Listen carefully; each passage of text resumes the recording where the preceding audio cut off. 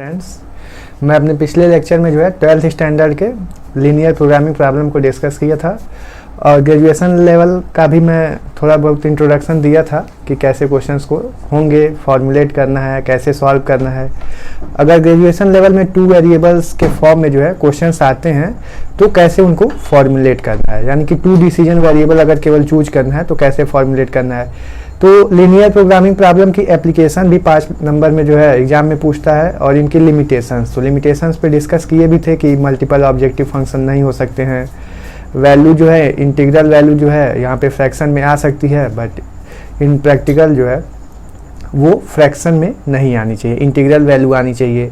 ये सब कई सारी चीज़ें थी जो है जो उसकी लिमिटेशंस थी, जो प्रॉपर वे में मैं नोट करके भी आप लोगों को अवेलेबल कराया हूँ।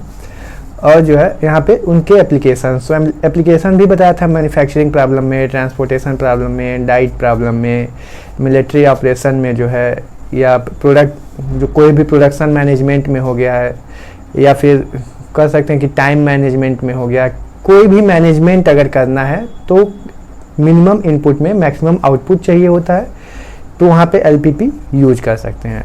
और लिमिटेशंस के साथ साथ अब यहाँ पे एलपीपी के लिए कुछ एजम्पशंस होती हैं। एजम्पशंस में क्या है कि सारे ऑब्जेक्टिव फंक्शन क्या होने चाहिए, एक ही ऑब्जेक्टिव फंक्शन जो होता है लीनियर प्रोग्रामिंग प्रॉब्लम में वो लीनियर होना चाहिए अकॉर्डिंग टू डेफिनेशन, एंड सारे लीनियर कंस्ट्रेंट्स जो हैं वो भी क्या होने चाहिए, लीनियर होने चाहिए। लीनियरिटी की प्रॉपर्टी सेटिस्फाई होनी चाहिए। दूसरी एजम्पशन क्या है कि अगर स्टोरेज कंस्ट्रेंट्स या टाइम कंस्ट्रेंट जो भी लगा रहे हैं तो वहाँ पे सम हो जाता है। अगर मान लीजिए कोई मशीन है और 2 मशीनें हैं और एक प्रोडक्ट का प्रोडक्शन करना है, तो उस प्रोडक्ट के प्रोडक्शन के लिए पहली मशीन पे जितना टाइम लग रहा है और दूसरी मशीन पे जितना टाइम लग रहा है, टोटल टाइम का सम जो है टाइम कंस्ट्रेंट्स को सेटिस्फाई करना चाहिए।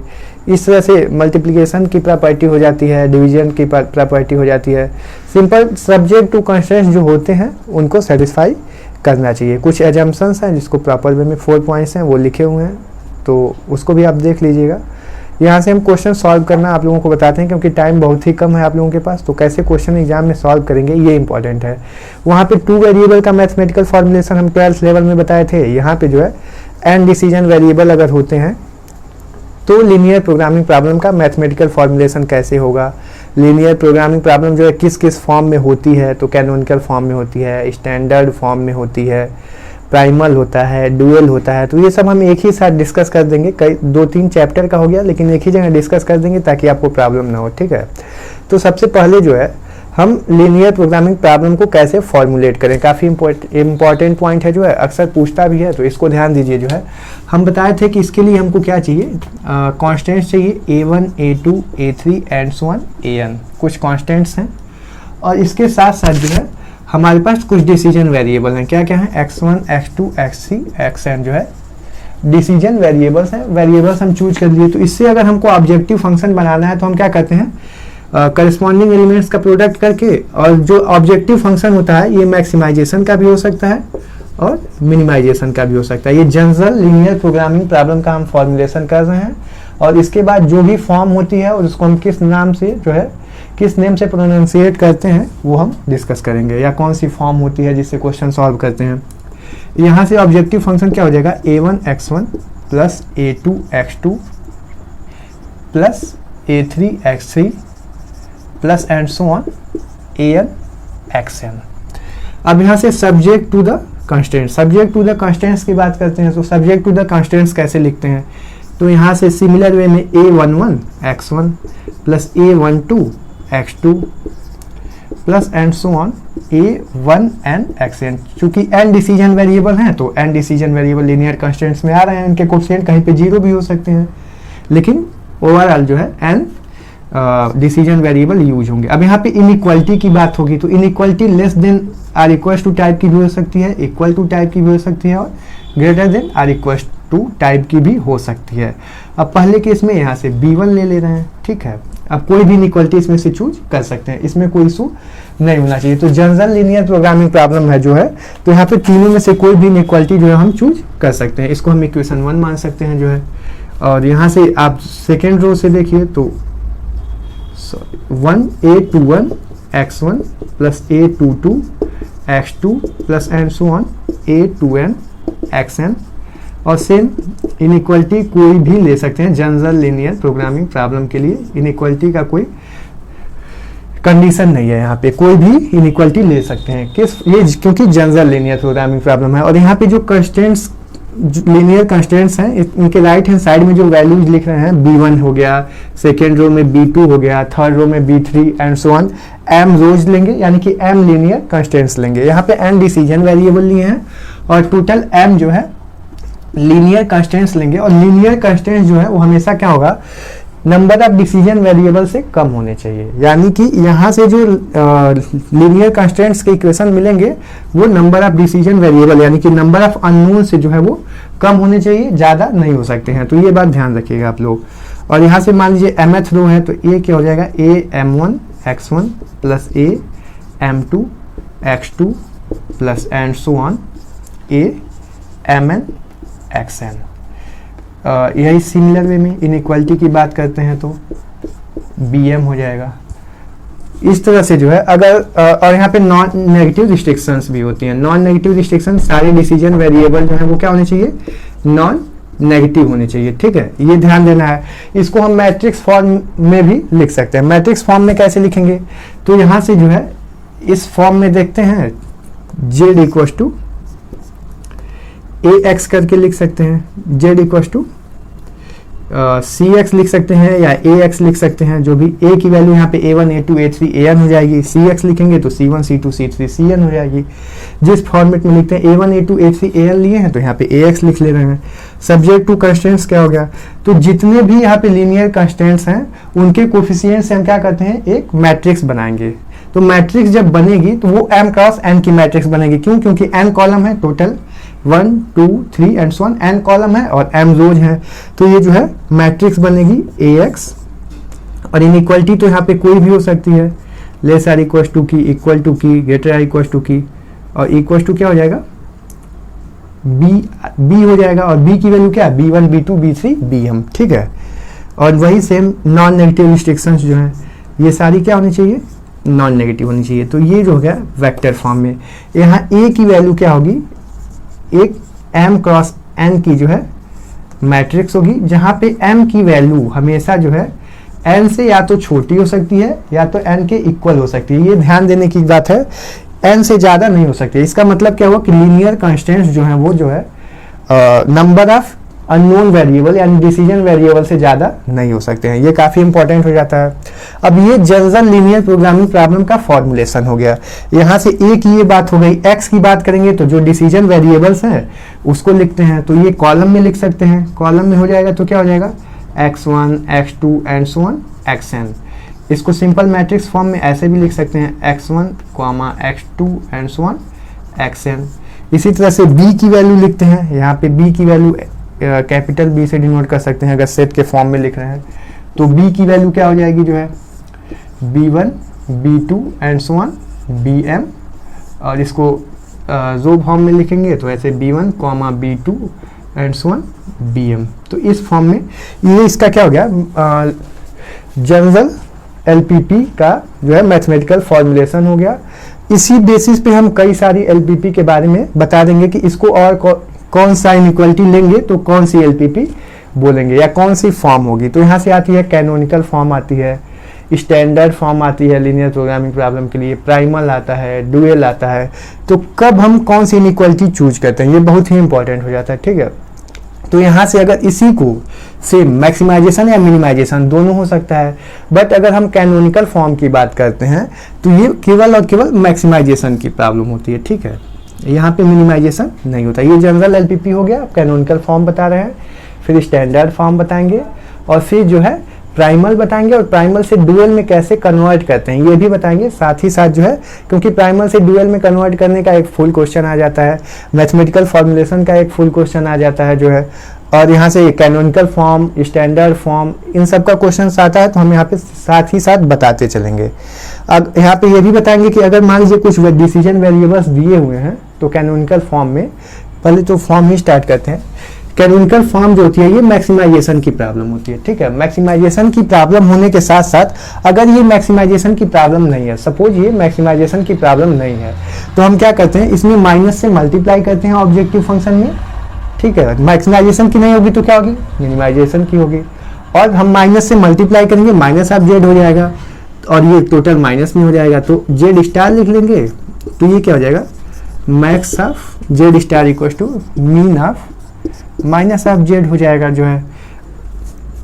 तो इससे कोई इशू नहीं होगा, ऑब्जेक्टिव फंक्शन जो भी रहेगा, मान लीजिए एफ ऑफ एक्स में है तो माइनस एफ ऑफ एक्स हो जाएगा, बस इतना ही चेंज होगा। मीन्स व्हाट कि कैनोनिकल फॉर्म में होने के लिए हमारा जो ऑब्जेक्टिव फंक्शन होना चाहिए वो ऑलवेज मैक्सिमाइजेशन का होना चाहिए। अगर मैक्सिमाइजेशन का नहीं है तो हम क्या करेंगे, मैक्सिमाइजेशन में कन्वर्ट करेंगे। अब सब्जेक्ट टू कंस्ट्रेंट जो लीनियर इनइक्वालिटीज जो है वो जो है हमारी किस में होनी चाहिए, तो ये सारी लीनियर इनइक्वालिटीज जो है वो क्या होनी चाहिए, less or equals to type की होनी चाहिए, मतलब केवल ये होनी चाहिए less or equals to type की। अगर मान लीजिए इक्वल टू में है या greater than or equals to में है तो हम क्या करेंगे, अगर greater than or equals to में है तो हम -1 से मल्टीप्लाई करेंगे, इसकी इनइक्वालिटी क्या हो जाएगी, less than or equals to में हो जाएगी, कन्वर्ट हो जाएगी। और ये जो है सब लीनियर जो सब्जेक्ट टू कंस्टेंट्स है वो less than or equal to type में होने चाहिए, एक चीज हो गई। और सारे राइट हैंड साइड में जो हमारे कांस्टेंट्स हैं ये क्या होने चाहिए, नॉन नेगेटिव होने चाहिए, ये भी बात ध्यान रखिएगा। डिसीजन वेरिएबल तो नॉन नेगेटिव होना ही चाहिए, राइट हैंड साइड में जितने भी कांस्टेंट्स हैं ये सारे भी नॉन नेगेटिव होने चाहिए। अब इसके साथ हो सकता है कि इसमें कुछ वेरिएबल्स के लिए बोल रहे हैं नॉन नेगेटिव रिस्ट्रिक्शन सेटिस्फाई करना चाहिए, हो सकता है कि कुछ वेरिएबल के लिए सेटिस्फाई कर रहा हो और हो सकता है कि कुछ के लिए सेटिस्फाई नहीं कर रहा हो। तो उस केस में क्या करते हैं हम, अगर रिस्ट्रिक्शन सेटिस्फाई नहीं हो रही है नॉन नेगेटिव कंडीशन की, मान लीजिए अनरिस्ट्रिक्टेड है, तो सपोज x3 अगर अनरिस्ट्रिक्टेड है तो हम क्या करते हैं उसको दो नॉन नेगेटिव वेरिएबल्स के डिफरेंस के फॉर्म में लिख सकते हैं। तो यहां से क्या लिख सकते हैं, x3 को x3 equal to x3 dash minus x3 double dash, जहां पे x3 dash and x3 double dash दोनों क्या होना चाहिए, नॉन नेगेटिव होना चाहिए। तो अगर x3 के प्लेस पे ये वैल्यू लिख देते हैं तो वहां पे x3 डैश और x3 डबल डैश आ जाएगा। उस केस में जो है ये हमारी नॉन नेगेटिव रिस्ट्रिक्शन सेटिस्फाई हो जाएंगी, जहां से ऑब्जेक्टिव फंक्शन में भी चूज करेंगे पुट करेंगे वैल्यू जो है, तो ऑब्जेक्टिव फंक्शन भी चेंज हो जाएगा। थोड़ा सा चेंज क्या होगा, नॉन नेगेटिव रिस्ट्रिक्शन सेटिस्फाई करने के लिए स्टैंडर्ड फॉर्म में कन्वर्ट करने के लिए ऐसा करते हैं। मान लीजिए कोई भी प्रॉब्लम दे दिया, बोल दिया कैनोनिकल फॉर्म में लिखिए, तो पहले तो ये चेक करेंगे कि मैक्सिमाइजेशन का प्रॉब्लम है या नहीं, अगर नहीं है तो माइनस से मल्टीप्लाई करेंगे ऑब्जेक्टिव फंक्शन को और मैक्सिमाइजेशन में कन्वर्ट करेंगे।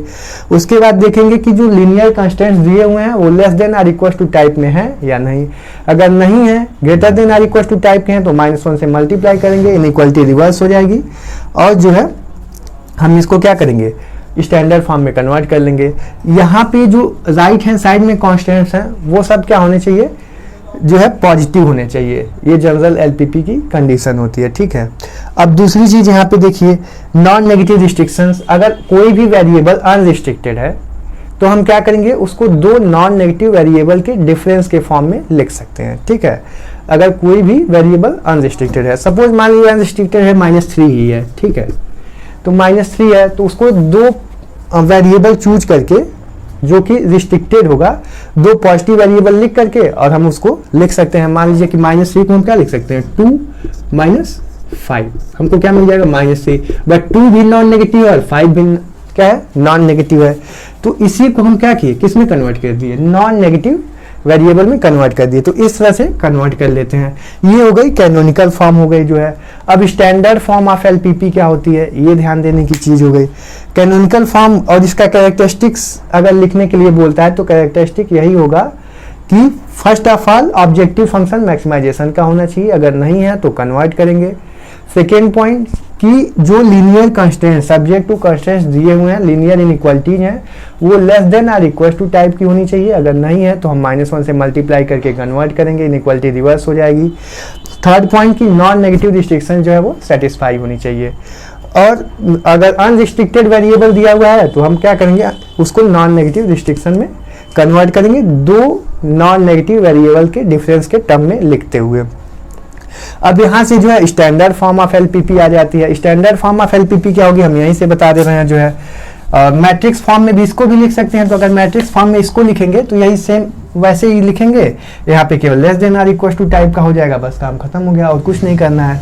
अब यहाँ से अगर स्टैंडर्ड फॉर्म की बात करते हैं, स्टैंडर्ड फॉर्म ऑफ एलपीपी क्या होगी, तो यहाँ पे अगर less than or equal to type की इनइक्वालिटी है या फिर greater than or equal to type की इनइक्वालिटी है, तो हम क्या करेंगे, उसको इक्वालिटी में कन्वर्ट करेंगे। यहाँ पे ना तो जब हम स्टैंडर्ड फॉर्म की बात करते हैं तो यहाँ पे कोई भी इनइक्वालिटी नहीं होती है। स्टैंडर्ड फॉर्म ऑफ एलपीपी में कोई भी इनइक्वालिटी नहीं होती है। फर्स्ट ऑफ ऑल हम ऑब्जेक्टिव फंक्शन लिखते हैं, ठीक है, और ऑब्जेक्टिव फंक्शन लिखने के साथ साथ ऑब्जेक्टिव फंक्शन जो है वो क्या हो सकता है, मैक्सिमाइजेशन में हो सकता है और मिनिमाइजेशन में हो सकता है। तो यहाँ पे जब हम देखते हैं ऑब्जेक्टिव फंक्शन को, तो स्टैंडर्ड फॉर्म में जो है, स्टैंडर्ड फॉर्म ऑफ एलपीपी में ऑब्जेक्टिव फंक्शन जो है फिर जो है यहाँ पे मैक्सिमाइजेशन की रिस्ट्रिक्शन नहीं होती है। ये मैक्सिमाइजेशन का भी हो सकता है जनरल लीनियर प्रोग्रामिंग प्रॉब्लम की तरह से, और मिनिमाइजेशन का भी हो सकता है, यहाँ पे कोई भी रिस्ट्रिक्शन नहीं होती है। दूसरी चीज की जो लीनियर कंस्टेंट्स होते हैं, सारे लीनियर कंस्टेंट्स जो है वो लेस आर इक्वल टू और ग्रेटर आर इक्वल टू के में ना होकर के सारे इक्वल टू में होने चाहिए। तो इक्वल टू में कंडीशन में लीनियर कंस्टेंट्स तो less or equal to type के भी हो सकते हैं, greater or equal to type के भी हो सकते हैं, क्योंकि हम लोग जो फॉर्मुलेशन कर रहे हैं वहां से दिख भी रहा है कि कई बार एट मोस्ट की बात कर रहा है, कई बार एट लीस्ट की बात कर रहा है, कई बार बोल रहा है कि इससे ज़्यादा नहीं हो सकते हैं, कई बार बोल रहा है एट लीस्ट इतने होने चाहिए। तो कंस्टेंट्स में greater or equal to type भी आ सकता है, less or equal to type भी आ सकता है। तो ऐसी सिचुएशन में क्या करते हैं, और फिर वही सिचुएशन कि अगर अनरिस्ट्रिक्टेड डिसीजन वेरिएबल है तो हम उसको क्या करेंगे, नॉन नेगेटिव रिस्ट्रिक्शन में कन्वर्ट करेंगे। उसके लिए यही सेम प्रोसेस, दो non negative variables decision variables के डिफरेंस के टर्म में जो है उसको एक्सप्रेस करेंगे, तो वहां से वो कन्वर्ट हो जाएगा। अभी हम एक एग्जांपल दे करके आपको इसको एक्सप्लेन कर देते हैं। तो दूसरी चीज ये हो गई। अब इसके बाद जो है इसको कैसे कन्वर्ट करते हैं, तो अगर less than or equal to type की इनइक्वालिटी है, यही क्लियर कर देना है, जो लीनियर कंस्टेंट्स दिए हुए हैं इसकी इनइक्वालिटी अगर less than or equal to type की है, मीन्स व्हाट कि वो कैनोनिकल फॉर्म टाइप वाला है, तो हम क्या करेंगे, उसमें स्लैक वेरिएबल क्या करते हैं, ऐड कर देते हैं। कोई भी non negative slack variable add कर देते हैं। सपोज S1 से डिनोट कर सकते हैं, S2 से डिनोट कर सकते हैं, और ये सब क्या होता है, नॉन नेगेटिव होना चाहिए। चूंकि ये इनइक्वालिटी अगर less than or equal to type की है, मीन्स इधर राइट हैंड साइड में जो भी नंबर है उससे वो क्या है, कुछ छोटी है, या तो बराबर भी हो सकती है। अगर इक्वल होगी तब तो जो हम ऐड कर रहे हैं वो जीरो ऐड करना पड़ेगा, बट हो सकता है less than or equal to type की है यानी कि छोटी है, तो कोई भी नंबर हम क्या कर रहे हैं, ऐड कर देना, जिसको हम क्या बोल रहे हैं, स्लैक वेरिएबल। कोई भी वेरिएबल ऐड कर देना जिसको स्लैक वेरिएबल बोल रहे हैं, जो कि क्या होना चाहिए, नॉन नेगेटिव होना चाहिए। और जब ऐड कर देंगे तो जितने की कमी होगी उतना ही ऐड कर देंगे। इस वजह से उस स्लैक वेरिएबल ऐड करने से गिवन लीनियर इनइक्वालिटी जो less than or equal to type की है, स्लैक वेरिएबल ऐड करने की वजह से वो क्या हो जाएगी, इक्वल टू टाइप की हो जाएगी। और जब यहाँ पे हम लीनियर कंस्टेंट्स में ऐड करेंगे तो ऑब्जेक्टिव फंक्शन में जो है कोफिशिएंट में 0 इंटू करके S1 प्लस 0 इंटू S2 ऐसे करके इंट्रोड्यूस कर लेंगे, और ये नॉन नेगेटिव रिस्ट्रिक्शन के साथ इंट्रोड्यूस कर ही रहे हैं, तो कोई भी लीनियर इनइक्वालिटी जो है लीनियर इक्वेशन में कन्वर्ट हो जाएगी। इस तरह से हमारा जो है स्टैंडर्ड फॉर्म में कन्वर्ट हो जाएगा। अब आगे हो सकता है कि greater than or equal to type में दिया हुआ हो लीनियर इनइक्वालिटी। अगर linear inequality greater than or equal to type में दिया हुआ है तो हम इसको स्टैंडर्ड फॉर्म में कैसे कन्वर्ट करेंगे, तो इसके लिए यही सेम स्लैक वेरिएबल जैसे बोले हैं, यही सेम वेरिएबल S2 भी हो सकता है, S3 भी हो सकता है, इसको हम क्या बोलते हैं, सरप्लस वेरिएबल बोलते हैं। ठीक है, ये क्या हो गया, स्लैक वेरिएबल, और ये क्या हो गया, S3 सरप्लस वेरिएबल। S3 हो सकता है, S4 हो सकता है, जो भी हो सकता है, सरप्लस वेरिएबल। हम क्या करते हैं, सरप्लस वेरिएबल इंट्रोड्यूस करते हैं। इंट्रोड्यूस करने का सेंस जो है, अगर greater than or equal to की इनइक्वालिटी है, b से बड़ा है, ax है, या कोई भी इक्वेशन है जो है, कोई भी इक्वेशन इससे बड़ा है, इसका मतलब कि कुछ नंबर जो है इससे बड़ा होगा। बड़ा है तो इसमें से कुछ माइनस करेंगे, जितना बड़ा है उतना माइनस करेंगे और इसके इक्वल कन्वर्ट कर देंगे। तो माइनस क्या करेंगे, उसके लिए हम क्या करते हैं, सरप्लस वेरिएबल जो है जितना भी इसमें ज्यादा है इस इनइक्वालिटी में लेफ्ट हैंड साइड में, उसको हम क्या करते हैं, सरप्लस वेरिएबल की हेल्प से माइनस कर देते हैं। मान लीजिए S3 माइनस कर दिए तो ये गिवन इनइक्वालिटी जो हो जाती है वो क्या हो जाती है, इक्वल टू में कन्वर्ट हो जाती है, यानी कि लीनियर इनइक्वालिटी जो है वो इक्वल टू टाइप में कन्वर्ट हो जाती है। तो ये जो फॉर्म बनती है वो कौन सी फॉर्म बनती है, स्टैंडर्ड फॉर्म ऑफ एलपीपी बनता है। इसको जो है मैट्रिक्स फॉर्म में भी हम लिख सकते हैं। तो मैट्रिक्स फॉर्म में लिखेंगे तो सपोज अगर यहाँ C1 C2 C3 लिखे होते तो CX होता, A1 A2 A3 लिखे हुए हैं तो जो है AX लिख लिए हैं, कोई उससे इशू नहीं है। अब ये जो क्या हो जाएगा, AX equal to B type का हो जाएगा। ठीक है, और यहाँ से जो है ये जो नॉन नेगेटिव रिस्ट्रिक्शन तो सेटिस्फाई होनी ही चाहिए। ये m क्रॉस n की मैट्रिक्स हो गई, ठीक है। अब यहाँ से सॉल्यूशंस की भी बात कर लेते हैं कि सॉल्यूशंस कैसे डिसाइड होते हैं। पहले तो इसका एग्जांपल बता दें आप लोगों को, फिर इसके सॉल्यूशन के बारे में बताते हैं कि basic feasible solution, basic solution, non basic feasible solution, ठीक है, basic variable, non basic variables, ये सब क्या होते हैं, कैसे इनके सॉल्यूशन डिसाइड होते हैं।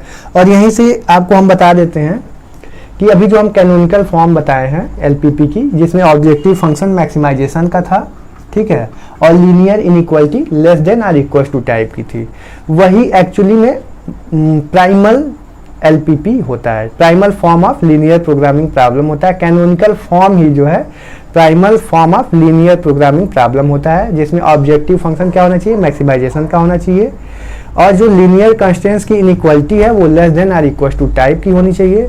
अगर नहीं है तो हम कन्वर्ट करते हैं। अनरिस्ट्रिक्टेड जो वेरिएबल्स होते हैं उनको नॉन नेगेटिव रिस्ट्रिक्शन में कन्वर्ट करते हैं, और प्राइमल फॉर्म में लिखने के बाद कैनोनिकल फॉर्म में लिख लीजिए, वही आपकी प्राइमल फॉर्म ऑफ एलपीपी हो जाती है। और अगर प्राइमल से हमको डुअल में कन्वर्ट करना होता है उस गिवन एलपीपी को, तो उसके लिए हम क्या करते हैं, यहाँ पे जो भी एलपीपी दी हुई है डुअल में कन्वर्ट करने के लिए जो मैक्सिमाइजेशन का प्रॉब्लम गिवन होता है उसको हमको मिनिमाइजेशन में कन्वर्ट करना है। फर्स्ट ऑफ ऑल अगर मिनिमाइजेशन में दिया है तो प्राइमल में कन्वर्ट करने के लिए उसको मैक्सिमाइजेशन में बदल देंगे, माइनस से मल्टीप्लाई करके, जैसा कि हम बताए हैं स्टैंडर्ड फॉर्म में कन्वर्ट हो जाएगा, स्टैंडर्ड कैनोनिकल फॉर्म में कन्वर्ट हो जाएगा। और वही स्टैंडर्ड कैनोनिकल फॉर्म जो होता है वो प्राइमल होता है, प्राइमल फॉर्म ऑफ एलपीपी होता है। अब प्राइमल फॉर्म से अगर क्वेश्चन में दिया है कि गिवन प्रॉब्लम को जो है डुअल फॉर्म में ऑफ एलपीपी में कन्वर्ट करिए, तो अगर मिनिमाइजेशन है तो पहले तो मैक्सिमाइजेशन में कन्वर्ट करके उसको स्टैंडर्ड प्राइमल फॉर्म में कन्वर्ट करेंगे, उसके बाद जो है उसको डुअल में कन्वर्ट करेंगे।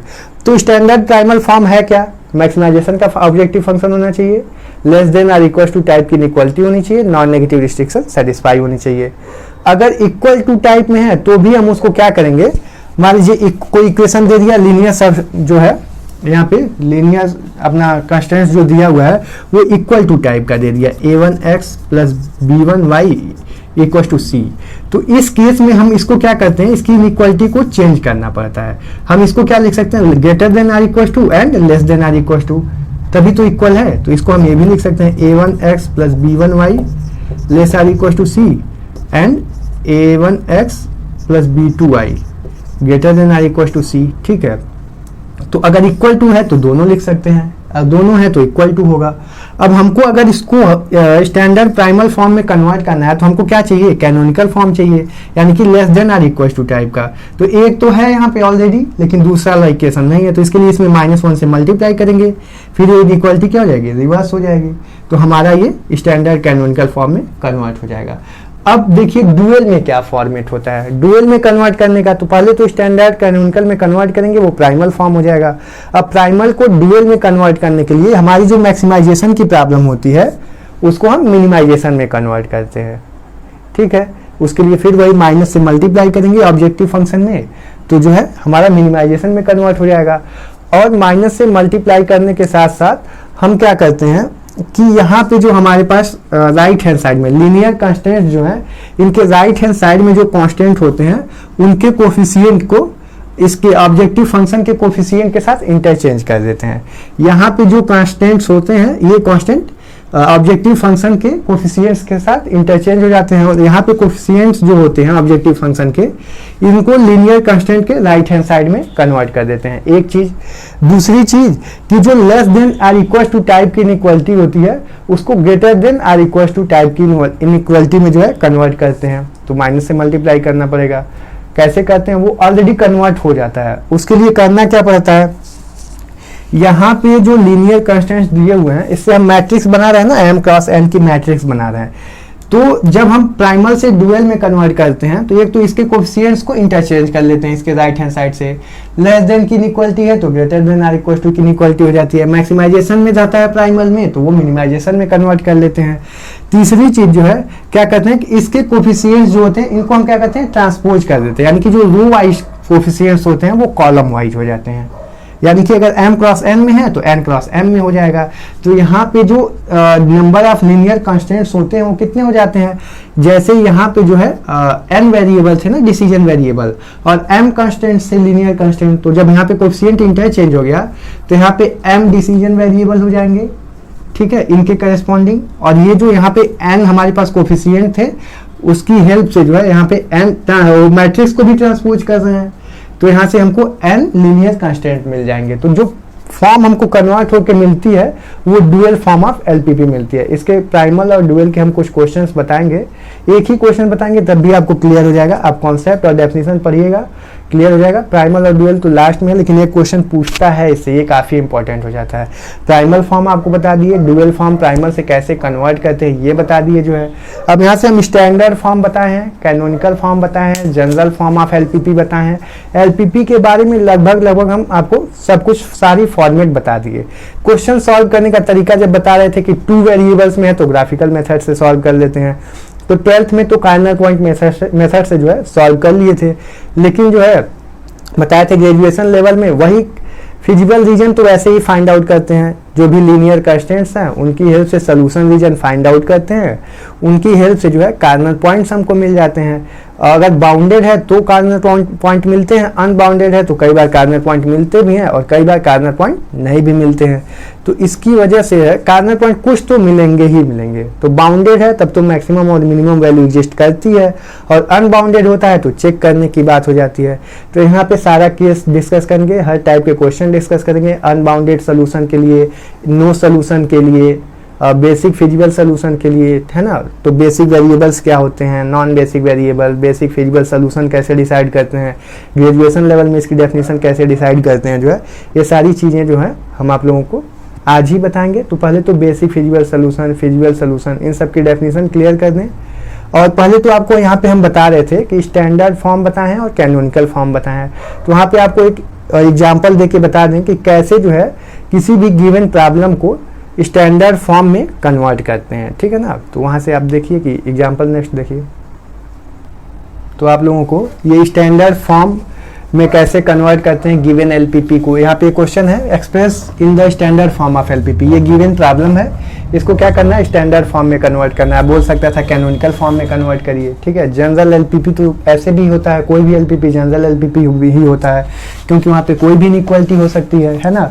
इसको बोल सकता था प्राइमल फॉर्म में कन्वर्ट करिए। तो अच्छा बताइए प्राइमल है कि नहीं, अगर ये गिवन प्रॉब्लम प्राइमल है कि नहीं, पहले तो कैनोनिकल फॉर्म में होगी तो ऑलरेडी प्राइमल हो जाएगी। तो यहाँ पे कैनोनिकल फॉर्म में है कि नहीं, मैक्सिमाइजेशन का प्रॉब्लम है, हाँ मैक्सिमाइजेशन का प्रॉब्लम है क्वेश्चन। यहाँ पे less than or equal to type की इनइक्वालिटी है, यहाँ पे भी है, यहाँ पे भी है। यहाँ पे क्या है greater than or equal to type की इनइक्वालिटी है, तो इसको क्या करेंगे इसमें -1 से मल्टीप्लाई कर देंगे और एक इनइक्वालिटी क्या हो जाएगी less than or equal to type की। तो सारे लीनियर इनइक्वालिटीज जो हैं वो less than or equal to type में हो गए। और यहाँ पे 2 वेरिएबल के लिए नॉन नेगेटिव रिस्ट्रिक्शन दिया है x1 x2, बट x3 क्या है अनरिस्ट्रिक्टेड है। तो ये जो है कैनोनिकल फॉर्म में नहीं है। तो अगर कैनोनिकल फॉर्म में कन्वर्ट करना है तो हम क्या करेंगे, पहले तो इसमें -1 से सेकेंड इनइक्वालिटी में मल्टीप्लाई कर देंगे और x3 के प्लेस पे जो है कोई 2 नॉन नेगेटिव वेरिएबल ले करके और पुट कर देंगे। तो यहाँ भी पुट कर देंगे और इस इनइक्वालिटी में जहाँ x3 यूज हुआ है वहाँ यूज कर देंगे। तो x3 के प्लेस पे क्या x3 dash minus x3 double dash, और जहाँ पे x3 dash and x3 double dash जो है वो नॉन नेगेटिव होना चाहिए। ये काफ़ी इंपॉर्टेंट हो जाता है। ये तो हो गया कैनोनिकल फॉर्म में। अब यहाँ पे क्या बोला है स्टैंडर्ड फॉर्म में कन्वर्ट करिए, तो हम स्टैंडर्ड फॉर्म में कन्वर्ट कर रहे हैं। कैनोनिकल में या प्राइमल बोलता है कि इसको डुअल में कन्वर्ट कर दो, तो पहले तो इसको कैनोनिकल में कन्वर्ट करते, ठीक है। कैनोनिकल के लिए मतलब प्राइमल हो जाता, वो प्राइमल फॉर्मेट हो जाती, फिर प्राइमल को डुअल में कन्वर्ट करते, ठीक है। अब इसके लिए जो है हम स्टैंडर्ड फॉर्म में पहले कन्वर्ट करते हैं। देखिए कैसे करते हैं। स्टैंडर्ड फॉर्म के लिए जो है मैक्सिमाइजेशन की भी प्रॉब्लम हो सकती है, मिनिमाइजेशन की भी प्रॉब्लम हो सकती है। तो ऑब्जेक्टिव फंक्शन से हमारे पास हमको कोई प्रॉब्लम नहीं है, यानी कि स्टैंडर्ड फॉर्म में कन्वर्ट करने के लिए हमारा ऑब्जेक्टिव फंक्शन ठीक है, इसके साथ हमको कोई इशू नहीं है। 2x2 + 5x3, ठीक। अब यहाँ से देखिए ये लीनियर इनइक्वालिटी स्टैंडर्ड फॉर्म के लिए क्या होनी चाहिए, less than or equal to के प्लेस पे इक्वल्स टू की इनइक्वालिटी होनी चाहिए। तो हम बोले थे कि less than or equals to type की इनइक्वालिटी होगी तो हम उसमें क्या करेंगे स्लैक वेरिएबल ऐड कर देंगे। और अगर greater than or equal to type की इनइक्वालिटी होगी तो सरप्लस वेरिएबल माइनस कर देंगे, क्योंकि ये लेस देन है इस नंबर से। इसके मतलब कि ये जो वैल्यू होगी इसकी इससे कुछ छोटी होगी या तो इसके इक्वल होगी। तो जब छोटी होगी तो इसमें कुछ और ऐड करेंगे तो इसके इक्वल हो जाएगा, और अगर इक्वल होगी तब तो जीरो ऐड करने पे इक्वल होगा। तो अगर इक्वल है तब तो हम जो स्लैक वेरिएबल ऐड कर रहे हैं उसकी वैल्यू जीरो हो जाएगी, कोई इशू नहीं है, वो तो बाद का विषय है। फिलहाल हम क्या कहते हैं, स्लैक वेरिएबल इसमें भी less than or equal to type की है, इसमें भी ऐड कर देंगे तो ये जो है इक्वालिटी में कन्वर्ट हो जाएगा, नंबर एक। नंबर दो कि ये अनरिस्ट्रिक्टेड है, तो ये भी यहाँ पे ध्यान रखना है कि अनरिस्ट्रिक्टेड होने की वजह से x3 को हमको किस में कन्वर्ट करना पड़ेगा, x3 equal to non negative variables के डिफरेंस के फॉर्मेट में। तो x3 dash minus x3 double dash ले लिए, जहाँ पे x3 dash and x3 double dash लिखने का जो फॉर्मेट है अपने पीडीएफ सोल्यूशन में जो है हम प्रॉपर लिखे हुए हैं। आप कॉन्सेप्ट समझिए कि कैसे लिखा गया, जितने भी फॉर्मेट हम बताए हैं वो सारा कुछ लिखे हुए हैं और आप वहाँ से देख लीजिएगा। पहले जो फॉर्म बताए हैं जनरल फॉर्म बताए हैं, ठीक है, तो जनरल फॉर्म फर्स्ट 3 पेज पे होगा, और उसके बाद जो है स्टैंडर्ड फॉर्म, कैनोनिकल फॉर्म और इसके एग्जांपल्स, और फिर बेसिक सॉल्यूशंस या degenerate basic physical solution, basic variable की डेफिनेशन जो है वो लास्ट के 16 से लेके 20th पेज तक है। उसके बाद जो क्वेश्चंस इस पे सॉल्व कराएंगे वो उसके बाद हैं, ठीक है, 4th पेज से और 15th पेज तक। तो यहाँ पे आप देख लीजिएगा अनरिस्ट्रिक्टेड है तो पहले तो इसको कन्वर्ट कर रहे हैं ताकि ये नॉन नेगेटिव रिस्ट्रिक्शन सेटिस्फाई करे। तो मैक्सिमाइजेशन का जो प्रॉब्लम है ये किस में कन्वर्ट हो जाएगा, 3x1 plus 2x2 plus 5x3 के प्लेस पे क्या हो जाएगा, x3 dash minus x3 double dash, ठीक है। अब यहाँ से दिख रहा है कि ये लेस देन की इनइक्वालिटी है, ये भी लेस देन की इनइक्वालिटी है, तो इस वाली इनइक्वालिटी में हम स्लैक वेरिएबल s1 इंट्रोड्यूस कर रहे हैं ग्रेटर आर इक्वल टू 0। इस इनइक्वालिटी में स्लैक वेरिएबल s2 इंट्रोड्यूस कर रहे हैं, ठीक है, ग्रेटर आर इक्वल टू 0। और इस इनइक्वालिटी में जो है surplus variable s3 greater or equal to 0 introduce कर रहे हैं, ठीक है, ग्रेटर आर इक्वल टू 0। तो ये एंड ये दोनों मिला के क्या हो गया, स्लैक वेरिएबल, दोनों अलग अलग स्लैक वेरिएबल्स हैं, ठीक है। और ये जो s3 है यहाँ पे क्या है, सरप्लस वेरिएबल का काम करेगा, जो भी वैल्यू ज्यादा थी उसको हम क्या करेंगे, माइनस करेंगे। तो ये जो है इक्वलिटी में कन्वर्ट हो जाएगा इसकी हेल्प से। तो सब्जेक्ट, तो जब यहाँ पे इनइक्वालिटी में आ जाएगा तो ऑब्जेक्टिव फंक्शन में भी होना चाहिए, तो इनके कोएफिशिएंट्स क्या हो जाएंगे, 0 into s1 plus 0 into s2 plus 0 into s3। ये ऑब्जेक्टिव फंक्शन कन्वर्ट होकर इस फॉर्म में आ जाएगा। सब्जेक्ट टू कंस्टेंट्स क्या हो जाएंगे, 2x1 प्लस 3x2। और देखिए एक बात और कि जो आपके बुक में क्वेश्चन स्टैंडर्ड फॉर्म में कैलकुलेट करके दिया हुआ है, चेंज किया है, वो गलत दिया हुआ है, तो उस पर आप फोकस मत करिएगा, हम जो बता रहे हैं उस पर आप फोकस करिएगा, ठीक है। कई सारी वैल्यू उल्टा सीधा गलत पुट किया है तो उस पर आप फोकस मत करिएगा, यहाँ पे ध्यान दीजिएगा। 2x1 प्लस 3x2, ठीक है, लेस आर इक्वल टू, तो हम क्या बोले हैं, स्लैक वेरिएबल ऐड करेंगे। तो स्लैक वेरिएबल क्या हो गया, s1 हो गया, इक्वल टू क्या हो जाएगा, 3 हो जाएगा। दूसरा इक्वेशन देखिए, x1 प्लस 2x2 और x3 के प्लेस पे क्या लिखेंगे, x3 dash minus x3 double dash. शायद इसमें 3 से मल्टीप्लाई कर दिया होगा तो अननेसेसरली किया है, उसका कोई मतलब नहीं है। यहाँ पे जो है, अब यहाँ पे surplus variable greater or equal to की इक्वलिटी है तो माइनस करेंगे। सरप्लस वेरिएबल हम क्या लिए, s3, तो इसमें से s3 क्या किए, माइनस कर दिए, तो किसके इक्वल हो जाएगा, 5 के इक्वल हो जाएगा। नेक्स्ट थर्ड इनइक्वालिटी क्या हो गई, 3x1 प्लस 2, x3 की वैल्यू फिर क्या लिखेंगे, x3 dash minus x3 double dash, non negative restriction satisfy कराने के लिए। और ये भी लेस देन की इनइक्वालिटी है, तो यहाँ स्लैक वेरिएबल ऐड किए हैं s2, तो इक्वल टू क्या हो जाएगा, 2। तो यहाँ से ये जो है हमारा standard form of given problem हो गया, और यहाँ पे नॉन नेगेटिव रिस्ट्रिक्शन सेटिस्फाई होगी, x1 x2 x3 dash x3 double dash s1 s2 s3, ये सारी नॉन नेगेटिव रिस्ट्रिक्शन सेटिस्फाई करेगी। तो हमारी जो गिवन प्रॉब्लम है वो स्टैंडर्ड फॉर्म ऑफ एलपीपी में कन्वर्ट हो गई, ठीक है। अब आगे देखते हैं, डेफिनेशंस को समझ लेते हैं, फिर क्वेश्चन सॉल्व करते हैं। जो क्वेश्चन सॉल्व करना है यहाँ पे हम लोग ग्राफिकल मेथड से, वहाँ पे कार्नर पॉइंट मेथड से देखे थे, यहाँ पे जो आइसोप्रॉफिट लाइन की हेल्प से देखेंगे। Corner point solution region, feasible region बनाना ग्राफिकल मेथड से 2 वेरिएबल में सीख ही लिए हैं। 2 से ज़्यादा वेरिएबल हैं तो 3 वेरिएबल्स के लिए जो है एनालिटिकल मेथड भी यहाँ पे यूज करते हैं, जो कि उतना पावरफुल नहीं होता है। सबसे पावरफुल मेथड जो होता है वो सिंप्लेक्स मेथड होता है। कितने भी डिसीजन वेरिएबल्स हों उसमें हम आसानी से उनको क्या कर सकते हैं, सॉल्व कर सकते हैं। तो फिर भी यहाँ पे मेथड है, तो एक क्वेश्चन जो है एनालिटिकल मेथड से भी सॉल्व करके देख लेंगे कि हम कैसे जो है feasible solution, basic feasible solutions निकाल रहे हैं।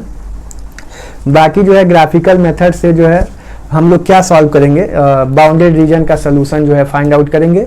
और यहाँ पे बेसिक फिजिबल सोल्यूशंस के लिए जो है, तो हमारा जो सोल्यूशन रीजन मिलता है ना बेसिक वेरिएबल्स के लिए, वही बेसिक फिजिबल सोल्यूशन होता है। कैसे होता है basic feasible solution, number of basic feasible solution या बेसिक सोल्यूशन कितने हो सकते हैं, ये सब हम आपको अभी तुरंत बता रहे हैं कि कैसे जो है देखेंगे। तो इसको रफ कर लें फिर देखते हैं। तो हम आप लोगों को क्या बता रहे थे, स्टैंडर्ड फॉर्म ऑफ एलपीपी या कोई भी फॉर्म ऑफ एलपीपी है, अगर उसको हमको सॉल्व करना है तो हम वहाँ पे क्या देख रहे थे कि ऑब्जेक्टिव फंक्शन में कितने डिसीजन वेरिएबल्स दिए हुए हैं। तो जो डिसीजन वेरिएबल्स हम बार बार ले रहे थे या अननोन्स ले रहे थे, वो कितना ले रहे थे, n ले रहे थे, ठीक है। इससे जो है x1, x2, x3 and so on xn, और जो लीनियर कांस्टेंट्स ले रहे थे वो क्या ले रहे थे, m ले रहे थे, ऐसे करके जो है। तो यहाँ पे जो हमको मैट्रिक्स मिल रही थी a कोफिशिएंट्स, लीनियर कांस्टेंट्स के कोफिशिएंट की जो मैट्रिक्स मिल रही थी वो m क्रॉस n मिल रही थी। तो यहाँ पे ये ध्यान देना है कि यहाँ पे नंबर ऑफ रो जो होते हैं, है ना, m, वो लेस देन ऑलवेज होना चाहिए नंबर ऑफ कॉलम n से। ये बहुत इंपॉर्टेंट हो जाता है, ये ध्यान रखना है। अब यहाँ से जितने number of variables, decision variables हैं, वो अगर नंबर ऑफ रो तो कम है तो उसके इक्वल होते हैं, तो वो बेसिक वेरिएबल्स होते हैं। और अगर basic variables in the sense हम और क्लियर कर रहे हैं कि अगर टोटल n अननोन्स हैं, ठीक है, और m जो है लीनियर कांस्टेंट्स हैं, तो n माइनस m वेरिएबल्स को जो है सेट्स इक्वल टू 0, हम क्या करते हैं, 0 सेट करते हैं। हम क्या करते हैं, अगर n अननोन्स हैं और m लीनियर कांस्टेंट्स हैं, तो हम पॉसिबल तो है नहीं, जितना लीनियर अननोन्स है उतना लीनियर इक्वेशन है, तो हम उसको सॉल्व करके वेरिएबल्स की वैल्यू निकाल सकते हैं। अगर m और n इक्वल है तो टोटल जो है वो बेसिक सोल्यूशन दे सकता है। हर एक वेरिएबल जो है बेसिक वेरिएबल हो जाएगा, उनके करस्पॉन्डिंग जो सोल्यूशंस मिलेंगे वो बेसिक सोल्यूशंस हो जाएंगे। ग्राफिकल मेथड से तो होगा नहीं, सिंप्लेक्स मेथड से होगा। मोर देन 2 वेरिएबल में ग्राफिकल मेथड अलाउड हो ही नहीं पाता है, और 3 वेरिएबल से ज़्यादा में एनालिटिकल मेथड भी नहीं हो पाता है, तो सिंप्लेक्स यूज करते हैं। तो यहाँ पे देखेंगे कि सोल्यूशन रीजन कैसे डिसाइड करते हैं। सोल्यूशन रीजन तो ग्राफिकल मेथड में कैसे करते हैं पता ही है, पीछे किए थे। यहाँ से n अननोन्स होने पे जो है और m लीनियर कांस्टेंट्स होने पे, जहाँ पे m की वैल्यू n से छोटी होनी चाहिए, तो n माइनस m वेरिएबल्स को हम 0 सेट करते हैं। और n माइनस m वेरिएबल जिनको 0 सेट करते हैं, ये सारे n माइनस m वेरिएबल जो होते हैं वो नॉन बेसिक वेरिएबल्स होते हैं। और जो रिमेनिंग m वेरिएबल्स बचते हैं और m लीनियर कांस्टेंट्स बचते हैं, उनके करस्पॉन्डिंग जो सोल्यूशन हम फाइंड आउट करते हैं, किसके लिए, ये नॉन सिंगुलर मैट्रिक्स के लिए। ये जो मैट्रिक्स होनी चाहिए नॉन सिंगुलर होनी चाहिए। डिटर्मिनेंट ऑफ ए जो है नॉन जीरो आना चाहिए। कोफिशिएंट लीनियर कांस्टेंट्स के कोफिशिएंट की जो मैट्रिक्स मिलती है m क्रॉस n की, ये क्या होनी चाहिए, नॉन जीरो होनी चाहिए। और इनके करस्पॉन्डिंग ये m क्रॉस m जो है बेसिक वेरिएबल्स बचते हैं, रिमेनिंग जो बेसिक वेरिएबल बचते हैं, क्यों, क्योंकि टोटल n अननोन्स हैं, n माइनस m तो क्या हो गया, हम उसको 0 सेट करते हैं बारी बारी से। तो जो रिमेनिंग बचते हैं वो कितने बचे, m वेरिएबल्स बचे। वो m वेरिएबल जो होते हैं वो बेसिक वेरिएबल्स होते हैं, और उनके करस्पॉन्डिंग जो गिवन प्रॉब्लम है उसकी जो वैल्यू आती है, सोल्यूशंस आते हैं, वो बेसिक सोल्यूशंस होते हैं, ठीक है। और उनके करस्पॉन्डिंग जो सोल्यूशन रीजन बनता है वो बेसिक फिजिबल सोल्यूशन बनता है। जो बेसिक फिजिबल रीजन बनता है, बेसिक फिजिबल सोल्यूशन जो है बेसिक वेरिएबल के करस्पॉन्डिंग हमको मिलते हैं। वो सारे जो होते हैं वैल्यू हमको मिलती हैं वेरिएबल्स की, वो क्या मिलती है, बेसिक फिजिबल सोल्यूशन मिलते हैं, ठीक है। और नॉन बेसिक फिजिबल सोल्यूशन का तो कॉन्सेप्ट यहाँ पे है नहीं, बेसिक फिजिबल सोल्यूशन का, क्योंकि नॉन बेसिक वेरिएबल्स को हम 0 सेट कर देते हैं और उन्हीं के करस्पॉन्डिंग जो है हमको वैल्यू मिलती है। अब बेसिक फिजिबल सोल्यूशंस जो हमको मिलते हैं, जो भी सोल्यूशंस हमको मिलते हैं, अगर जो है उसमें से किसी भी एक वेरिएबल की वैल्यू 0 आ जाती है, ठीक है, किसी भी एक बेसिक वेरिएबल की, एक वेक्टर की वैल्यू जो है, बेसिक सोल्यूशन जो है कोई भी 0 आ जाता है, तो वो डिजेनरेट बेसिक सोल्यूशन होता है। डिजनरेट बेसिक सोल्यूशन होता है। अगर किसी भी एक बेसिक वेरिएबल की वैल्यू जो है 0 आ जाती है तो वो जो है डिजनरेट बेसिक फिजिबल सोल्यूशन होता है, और अगर सारे जो है बेसिक वेरिएबल्स की वैल्यू नॉन जीरो आती है तो वो non degenerate basic feasible solution होता है। बेसिक सोल्यूशन जो होता है degenerate basic solution, non degenerate basic solution कब होता है, तो वही सेम चीज कि अगर सारी वैल्यू जो सोल्यूशन जितने भी आए हैं सारे नॉन जीरो हैं तो नॉन डिजनरेट बेसिक सोल्यूशन हो जाएगा, और उसमें से कोई भी एक सोल्यूशन अगर जीरो आ जाता है तो वो क्या हो जाएगा, डिजनरेट सोल्यूशन हो जाता है। ऑप्टिमल सोल्यूशन क्या हो जाता है, किसको बोलते हैं, तो ऑप्टिमल सोल्यूशन वो सोल्यूशन ऑप्टिमल सोल्यूशन होता है जिसपे जो गिवन ऑब्जेक्टिव फंक्शन होता है उसकी वैल्यू क्या होती है, ऑप्टिमाइज होती है। ऑप्टिमाइज होने का मतलब क्या हो गया कि अगर मैक्सिमाइजेशन का प्रॉब्लम है तो वैल्यू मैक्सिमम मिलनी चाहिए, मिनिमाइजेशन का प्रॉब्लम है तो वैल्यू मिनिमम मिलनी चाहिए। इस तरह से जो है basic feasible solution, non degenerate की डेफिनेशन हो गई, डिजनरेट की डेफिनेशन हो गई, ऑप्टिमल सोल्यूशन की डेफिनेशन हो गई, है ना, बेसिक वेरिएबल की डेफिनेशन हो गई, नॉन बेसिक वेरिएबल की डेफिनेशन हो गई। नॉन बेसिक वेरिएबल्स को हम हमेशा क्या करते हैं, जीरो सेट करते हैं। तो कॉलम्स कर सकते हैं कि टोटल n कॉलम होते हैं ना, तो n माइनस m कॉलम को यहाँ पे क्या करते हैं, जीरो सेट करते हैं। तो अगर n माइनस m कॉलम को जीरो सेट करेंगे तो ये फाइनली मैट्रिक्स जो बचती है वो m क्रॉस m की बचती है। तो यहाँ से ये क्लियर हो जाता है कि रैंक ऑफ a जो होगा वो rank of a into B यानी कि m के इक्वल हो जाए। तो उसी केस में इससे जो हमको सोल्यूशंस मिलते हैं वो बेसिक फिजिबल सोल्यूशन मिलते हैं, बेसिक सोल्यूशंस मिलते हैं, जिससे बेसिक m बेसिक वेरिएबल्स मिलते हैं, और m बेसिक वेरिएबल के करस्पॉन्डिंग जो है हमको जो m सोल्यूशन मिलेंगे उसके करस्पॉन्डिंग वो बेसिक फिजिबल सोल्यूशंस होंगे। ठीक है, अब आगे जो देखते हैं क्वेश्चंस देखते हैं कि क्वेश्चन कैसे सॉल्व करेंगे, ग्राफिकल मेथड और एनालिटिकल मेथड, और फिर उसके केस में बाउंडेड, अनबाउंडेड, इनफिजिबल सोल्यूशंस के लिए क्वेश्चन देखते हैं कि कैसे सॉल्व करेंगे। तो क्वेश्चन लगाने से पहले एक चीज़ और देख लेते हैं कि बेसिक फिजिबल सोल्यूशन या बेसिक सोल्यूशन जो हम लोग निकाले हैं, बेसिक सोल्यूशन के लिए बेसिक वेरिएबल्स आए हैं, n minus M non basic variable थे और जो है m जो रिमेनिंग बेसिक वेरिएबल्स थे। तो m बेसिक वेरिएबल के करस्पॉन्डिंग जो है हमको जो सोल्यूशन मिला है उसको हम बेसिक सोल्यूशन बोले हैं, और उनके वेक्टर्स के करस्पॉन्डिंग जो है m बेसिक वेरिएबल्स के करस्पॉन्डिंग जो वेक्टर्स होंगे उनकी जो वैल्यू मिलेगी उससे हमको बेसिक फिजिबल सोल्यूशन मिलेगा। और ये m बेसिक वेरिएबल जो है वो लीनियरली क्या होने चाहिए, इंडिपेंडेंट होने चाहिए, ये भी इंपॉर्टेंट है।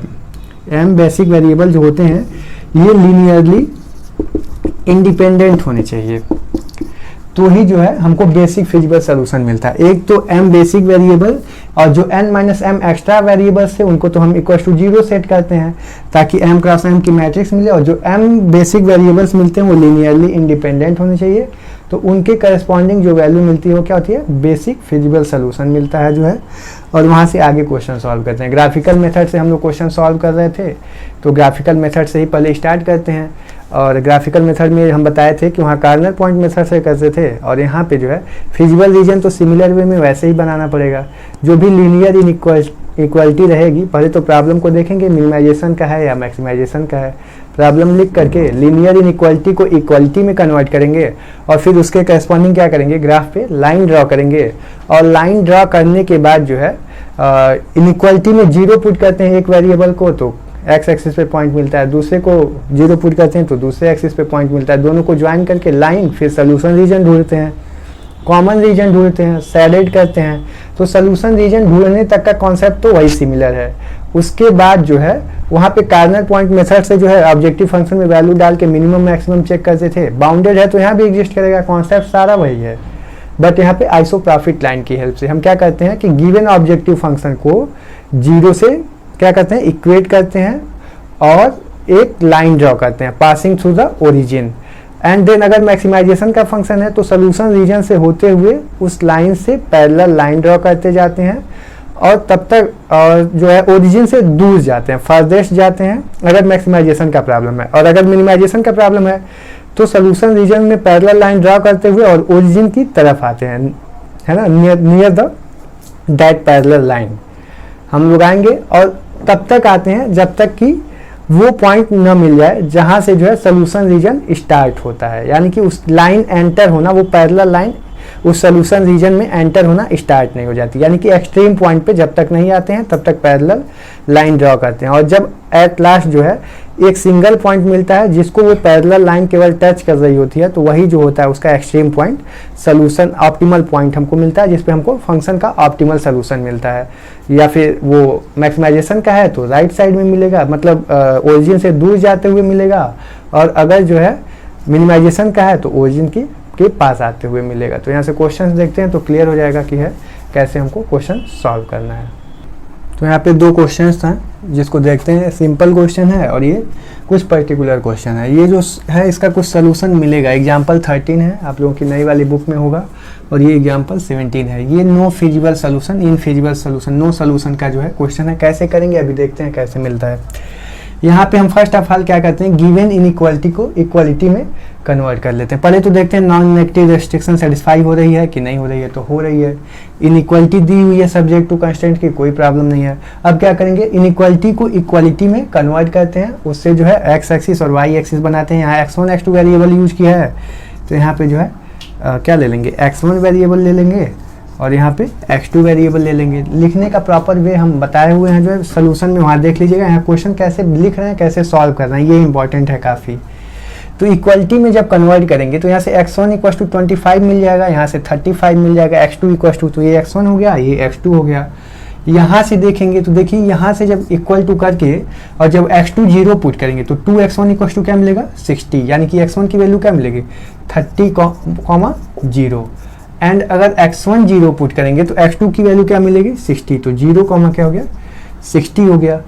यहाँ से देखिए इसको x1 इक्वल टू 25 और x2 इक्वल टू 35 हो गया जो है। तो यहाँ से जब क्वेश्चन सॉल्व करना है तो हम कौन कौन सी यूनिट लें, है ना, वैल्यू पुट करनी है, लाइन ड्रॉ करनी है। तो यहाँ पे देखिए हमको पहले तो इसके लिए कौन कौन सा पॉइंट चाहिए, 30,0, तो हम क्या ले लें, यहाँ मान लीजिए हम ले लिए 10, यहाँ ले लिए 20, यहाँ ले लिए 30, यहाँ ले लिए 40, 50 जो है, और ये हो गया 60। सिमिलर वे में इधर से भी लेते हैं, 10 हो गया, 20 हो गया, 30 हो गया, 40 हो गया, 50 हो गया, और यहाँ पे जो है 60 हो गया। अब अगर हमको जो है लाइन ड्रॉ करनी है तो 30,0 और 60,0, तो एक पॉइंट यहाँ मिल गया और एक पॉइंट यहाँ मिल गया, तो एक लाइन ये जो है हमारी प्रॉपर ड्रॉ हो गई। अब सोल्यूशन रीजन कौन सा होगा, तो देखिए यहाँ पे इसकी लाइन के नीचे ओरिजिन है ना 0 0, ये पॉइंट डाल के चेक करिए तो पता चल जाएगा। अगर इसको सेटिस्फाई करेगा तो नीचे वाला रीजन सोल्यूशन रीजन, नहीं करेगा तो ऊपर वाला। 0 0 डालिए, 0 + 0 < 60 तो होगा, सही है। तो नीचे वाला रीजन जो है यहाँ से क्या हो जाएगा, सोल्यूशन रीजन हो जाएगा जो है। ये क्लियर हो गया। अब और क्लियर करना है, कहाँ से लाइन चाहिए, देखिए x1 इक्वल टू 25, x1 ये एक्सिस लिए हैं बुक में कई जगह, यहाँ पे x1 इसको लिया है, x2 इसको लिया है, तो वहाँ पे गलत किया हुआ है, आप सही से ध्यान से देख लीजिएगा। यहाँ पे x1 इक्वल टू 25, तो ये वाली लाइन बनेगी, तो 25 यहाँ कहीं होगा, तो ये वाली लाइन जो हो गई x1 इक्वल टू 25 हो गई। इससे लेस आर इक्वल टू है तो इसके लेफ्ट का रीजन जो होगा वो सोल्यूशन रीजन होगा, ये ध्यान देने की चीज हो गई। अब क्या है, x2 इक्वल टू 35, तो 35 30 और 40 के बीच में होगा, तो यहाँ पे पॉइंट होगा, और less than or equal to है तो इसके नीचे का रीजन सोल्यूशन रीजन होगा, ठीक है। तो यहां से हमको जो है ये रीजन मिला सोल्यूशन रीजन। कॉमन रीजन कौन सा मिला, फर्स्ट क्वाड्रेंट में x1 x2 greater equal to 0 होना चाहिए, तो फर्स्ट क्वाड्रेंट हो गया। यहाँ से इस लाइन से जो है x1 less or equal to 25, ये लेफ्ट वाला रीजन सोल्यूशन रीजन मिला। ये क्या हो गया, x2 इक्वल टू 35, इससे इसके नीचे वाला रीजन सोल्यूशन रीजन मिला, और इस लाइन के लेफ्ट वाला रीजन सोल्यूशन रीजन मिला। तो कार्नर पॉइंट कौन कौन से हो गए, एक तो ओरिजिन हो गई, एक तो यहाँ से 25 वाली लाइन हो गई, तो ये हो गया, ए मान लिया, 25,0 हो गया। यहाँ से एक पॉइंट ये हो गया, इसको A B C D, D मान लिया, ये बी हो गया, ये सी हो गया, और ये क्या हो गया, डी हो गया। तो ये कौन सा पॉइंट हो गया, 0,35 हो गया। बी और सी पे देखिए कौन कौन सा पॉइंट मिल रहा है, तो बी पे अगर हम इसको सॉल्व करेंगे तो ये कौन सी लाइन है, 25 वाली लाइन है। यहाँ पे x1 की वैल्यू 25 डालेंगे, ठीक है, तो ये क्या हो जाएगा, 10 मिलेगा x2 की वैल्यू, तो ये 25,10 इसका पॉइंट मिल गया। c का जो पॉइंट मिलेगा, c की वैल्यू, ये कौन सी लाइन है, x1 equal to 35, sorry x2 equal to, तो यहाँ पे डालेंगे तो हमको 25/2 मिलेगा। 25/2 को क्या लिख सकते हैं, 12.5, 35, ये सी का पॉइंट मिल गया। बुक में ये गलत दिया हुआ है, शायद 2.5 या 3.5 दिया हुआ है, तो यहाँ पे आप लोग करेक्ट कर लीजिएगा, तो वहाँ पे मिस प्रिंट है, ठीक है। अब कार्नर पॉइंट मेथड से रहता तो हमको तो कार्नर पता चल गया, वहाँ से ऑब्जेक्टिव फंक्शन में वैल्यू डाल लेते, जिस पे मैक्सिमम वैल्यू मिल रही होती, मैक्सिमाइजेशन का प्रॉब्लम है, वही आंसर हो जाता, तो वो तो बेसिक हो गया। अब आइसोप्रॉफिट लाइन के लिए क्या करेंगे, हम गिवन ऑब्जेक्टिव फंक्शन को क्या करते हैं, 0 से इक्वेट करते हैं, तो क्या है 60 into x1 plus 40 into x2 equal to 0, तो यहाँ से क्या मिलेगा x1 upon x2 equal to -4/6, तो कह सकते हैं कि ये क्या हो गया, k से मल्टीप्लाई कर दिए तो -4/k मीन्स व्हाट 2/3 -2/3 इस रेशियो में मिल गया हमको। तो यहाँ से ऐसी लाइन ड्रॉ करनी है, यानी कि ये जो y एक्सिस होगी वो डबल मतलब 1.5 टाइम्स होनी चाहिए। तो यहाँ पे मान लीजिए 2 यूनिट है, यहाँ पे जो है अगर 10 है, -10 यहाँ पे है, तो यहाँ पे 15 होना चाहिए, ये कह सकते हैं 15 होना चाहिए। तो यहाँ से ये लाइन ड्रॉ किए, और आइसोप्रॉफिट लाइन जो है ये क्या हो गया -2k, और ये क्या हो गया 3k, तो इसके करस्पॉन्डिंग मिलेगा। तो यहाँ से एक लाइन जो है आइसोप्रॉफिट लाइन ओरिजिन से पास होने वाली ड्रॉ हो गई, इस लाइन के करस्पॉन्डिंग जो है, ठीक है। अब इसके पैरेलल क्या करते हैं, लाइन ड्रॉ करते हैं, इसके पैरेलल लाइन ड्रॉ करेंगे। अब मैक्सिमाइजेशन का प्रॉब्लम है तो हम क्या बोले, इस लाइन से क्या जाते हैं, दूर जाते हैं, ओरिजिन से दूर जाते हैं। तो इस लाइन से ये पैरेलल लाइन हो गई जो है, ये पैरेलल लाइन हो गई, सोल्यूशन रीजन से लाइन ड्रॉ करते चले जाते हैं, और सबसे लास्ट में ये वाली लाइन मिलेगी जो एक्सट्रीम पॉइंट से टच होते हुए जाएगी। तो इस पॉइंट पे जो है हमको क्या मिलेगा, सोल्यूशन रीजन मिलेगा। ये तो लाइन ड्रॉ करने का हो गया। आपको आंसर को वेरीफाई करना है तो आप कार्नर पॉइंट मेथड से पॉइंट डाल के चेक कर लीजिए, जिस पे मैक्सिमम मिल रहा है लाइन उस हिसाब से ड्रॉ कर लीजिएगा, आपको ज़्यादा कन्फ्यूजन नहीं होना चाहिए, ठीक है, क्योंकि आपके पास टाइम नहीं है। अब क्वेश्चन सॉल्व किए हुए हैं तब तो कोई प्रॉब्लम नहीं है। तो ये इस पॉइंट पे मैक्सिमम वैल्यू मिलेगी ऑब्जेक्टिव फंक्शन पे की, तो एट जो है C, this point will be optimal solution जो है, and this value will be maximize at this point, ठीक है, ऑप्टिमल सोल्यूशन इस पे मिलेगा। अब यहाँ पे नेक्स्ट प्रॉब्लम देखते हैं कि इसके साथ क्या होता है। ये क्लियर हो गया होगा, सोल्यूशन प्रॉपर लिखने का हम दे चुके हैं जो है, तो वहाँ से आप देख लीजिएगा, टाइम कम है तो आप क्वेश्चन समझिए कि करना कैसे है। यहाँ पे इस प्रॉब्लम के लिए सिमिलर वे में क्या करेंगे, गिवन इनइक्वालिटी को इक्वल टू में कन्वर्ट करेंगे, और ऑब्जेक्टिव फंक्शन जो है उसको 0 से इक्वेट करेंगे। तो यहाँ पे ऑब्जेक्टिव फंक्शन को 0 से इक्वेट करने की जरूरत है कि नहीं है, ये तो आगे पता चलेगा, पहले तो सोल्यूशन रीजन फाइंड आउट करना है। तो ये क्या हो गया, x1 एक्सिस हो गई, ये क्या हो गया x2 एक्सिस हो गई, यहाँ पे ये ओरिजिन हो गया, ठीक। अब इनइक्वालिटी देखिए, इनइक्वालिटी यहाँ पे क्या है, less than or equal to type की। अब इसके लिए अगर हम पॉइंट निकालते हैं तो x1 0 डालेंगे तो x2 की वैल्यू क्या मिलेगी, 2x2 इक्वल टू 12 यानी कि 6, यानी कि 0,6, और x2 0 डालेंगे तो x1 की वैल्यू क्या मिलेगी 4, तो 4,0, एक पॉइंट यहाँ से मिल जाएगा, एक लाइन का इक्वेशन।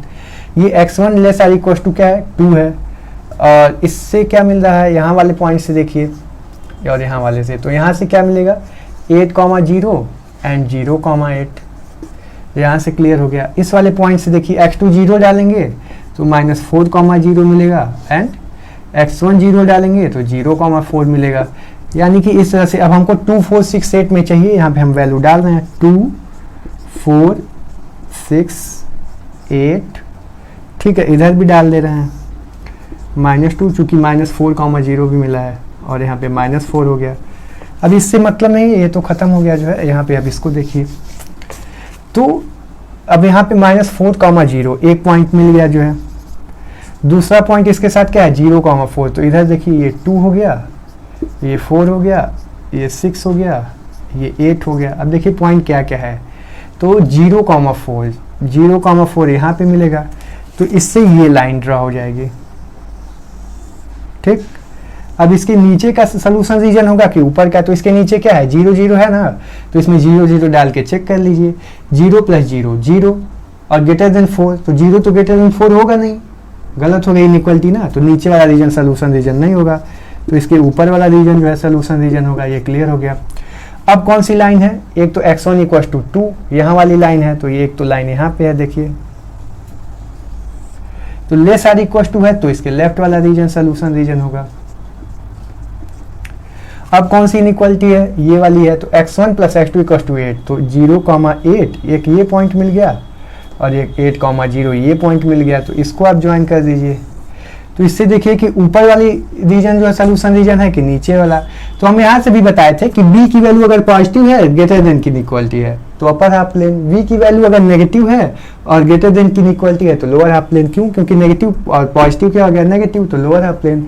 और 0 0 डाल के भी चेक कर सकते हैं, x1 x2 दोनों 0 0 डालिए यहाँ से, 0 ग्रेटर आर इक्वल टू 8 तो नीचे वाला रीजन, तो 0 तो ग्रेटर आर इक्वल टू 8 होगा नहीं, तो नीचे वाला रीजन नहीं सेटिस्फाई होगा तो इसके ऊपर वाला रीजन सोल्यूशन रीजन होगा। ठीक है, और यहाँ पे तो ध्यान ही रखना है कि नॉन नेगेटिव रिस्ट्रिक्शंस भी हैं, तो इधर का ही रीजन सोल्यूशन रीजन होगा। तो यहाँ से आपको दिख रहा होगा। अब एक इनइक्वालिटी और कोई बची है क्या? ये हो गया, हाँ ये वाली बची है 4,0 और 0,6। 4,0 यहाँ से मिल जाएगा और 0,6 यहाँ से मिल जाएगा, यहाँ से एक लाइन और ड्रा हो जाएगी। अब इसके नीचे का रीजन सोल्यूशन रीजन है या ऊपर का? तो ये less than or equal to की इक्वालिटी है, बी पॉजिटिव है, लेस देन की है तो नेगेटिव हो गया यानी लोअर हाफ प्लेन, तो नीचे वाला रीजन सोल्यूशन रीजन होगा।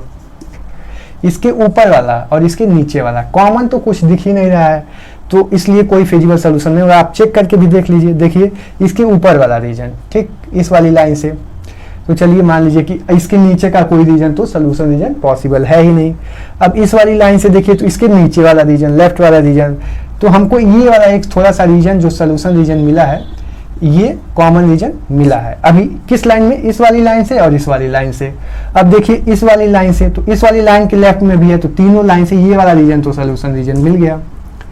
बट इस वाली लाइन से देखते हैं तो इसके ऊपर का रीजन सोल्यूशन रीजन होना चाहिए, तो इसके साथ कॉमन नहीं होगा। इस वाली लाइन से और इस वाली लाइन से देखेंगे तो सोल्यूशन रीजन क्या होगा?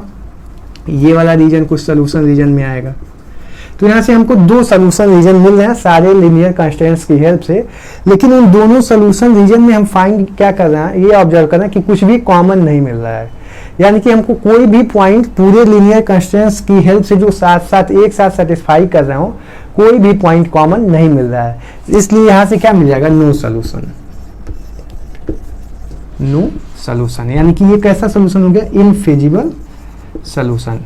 इस गिवन प्रॉब्लम का कोई भी ऑप्टिमल सोल्यूशन यानी कि मैक्सिमाइजेशन की प्रॉब्लम हो या मिनिमाइजेशन की प्रॉब्लम हो, इस केस में जो है हमको आइसोप्रॉफिट लाइन भी ड्रॉ करने की आवश्यकता नहीं है, क्योंकि हमको सोल्यूशन रीजन ही नहीं मिल रहा है। कोई भी पॉइंट गिवन लीनियर कंस्ट्रेंट्स की हेल्प से हमको ऐसा नहीं मिला जो सब में क्या हो?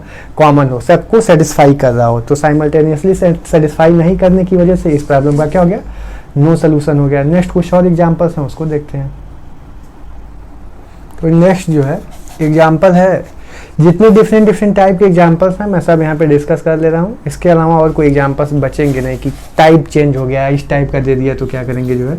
तो यहाँ पे इस क्वेश्चन को अगर आप देखते हैं तो ये अल्टरनेटिव ऑप्टिमा का क्वेश्चन है। हो सकता है कि जब आप क्वेश्चन सॉल्व करेंगे तो सिंगल ऑप्टिमल सोल्यूशन ना मिल करके more than one optimal solution मिल जाए, या कैसे आइसोप्रॉफिट लाइन की हेल्प से कार्नर पॉइंट पे तो हम मैक्सिमम मिनिमम वैल्यू से चेक कर लेते थे कि दो पॉइंट पे जो है सेम वैल्यू मिल गई तो दोनों को जो है ज्वाइन कर देते थे दोनों कार्नर पॉइंट को। तो यहाँ पे भी यही सेम वर्क है, दो पॉइंट पे अगर मिलेगी तो दोनों को ज्वाइन कर देंगे, और जो है पैरेलल लाइन जो ड्रॉ करेंगे आइसोप्रॉफिट लाइन वो पूरी लाइन से होकर के पास होनी चाहिए, ये भी इंपॉर्टेंट है।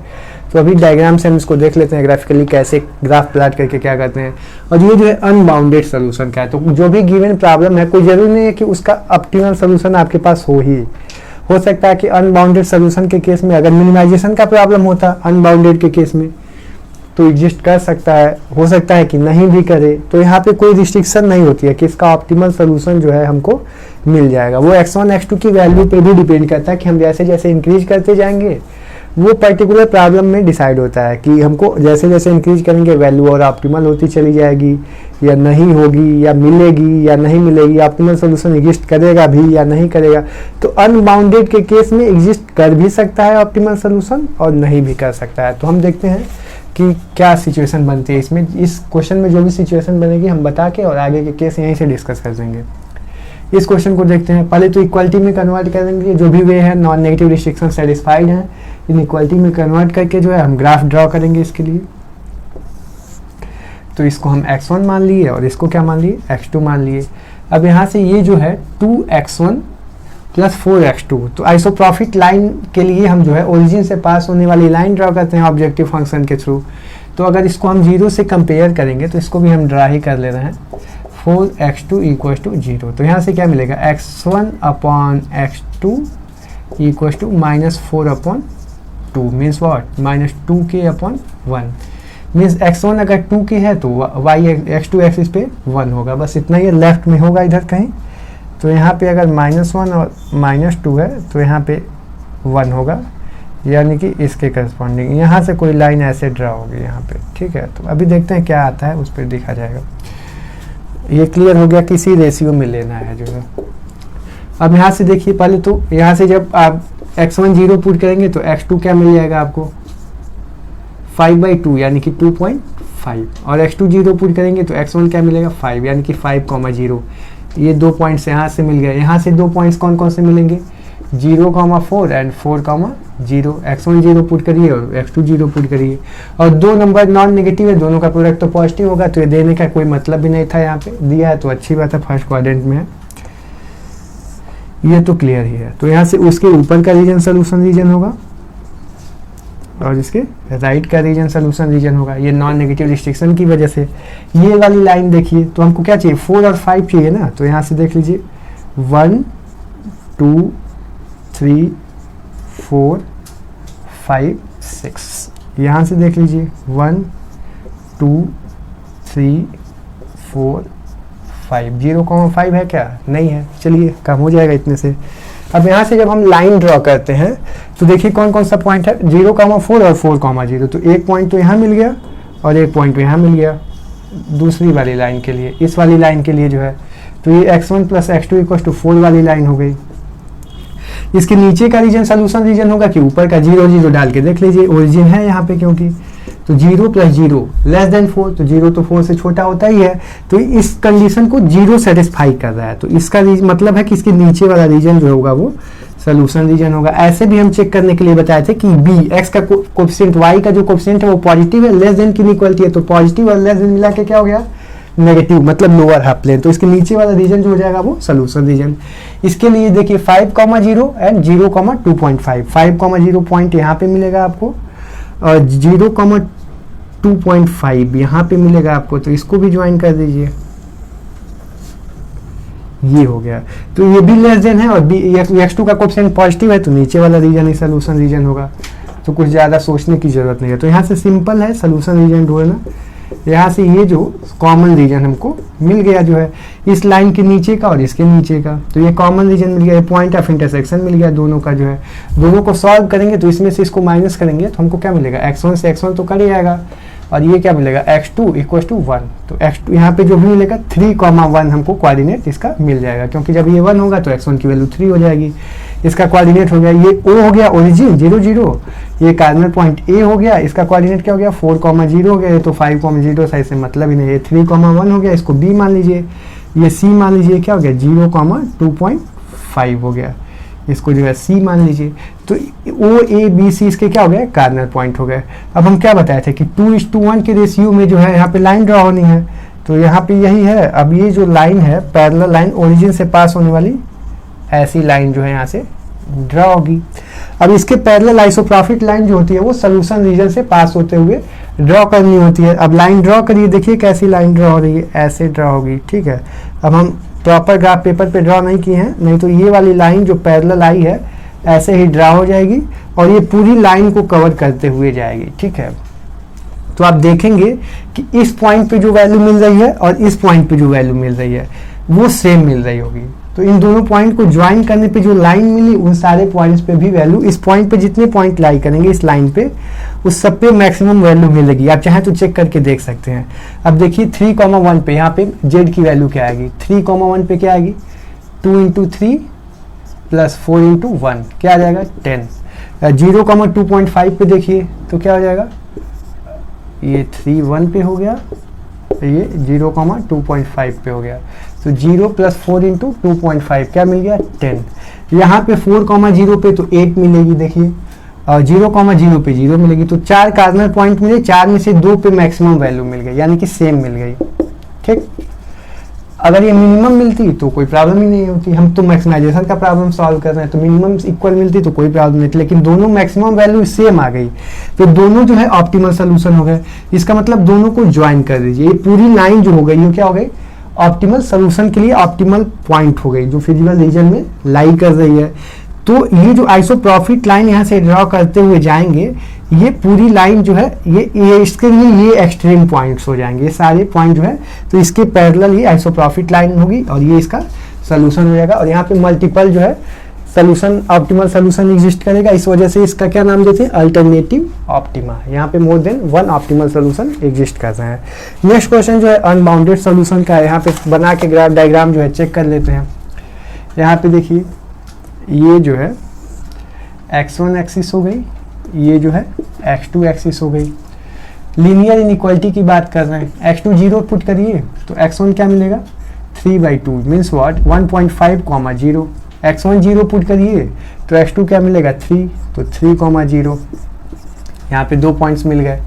इसके बाद जगह पे देखिए तो x2 माइनस x1, तो x1 इक्वल टू x2 मिल जाएगा। सिंपल जो है x1 equal to x2 line कैसी ड्रॉ होगी, ये स्ट्रेट लाइन ड्रॉ हो जाएगी, इसमें कोई इशू नहीं है। x1 equal to y equal to x line mx plus c वाली 45 डिग्री बनाती है। अगर स्ट्रेट लाइन आप लोग पढ़े हुए हैं तो क्लियर ही होगा।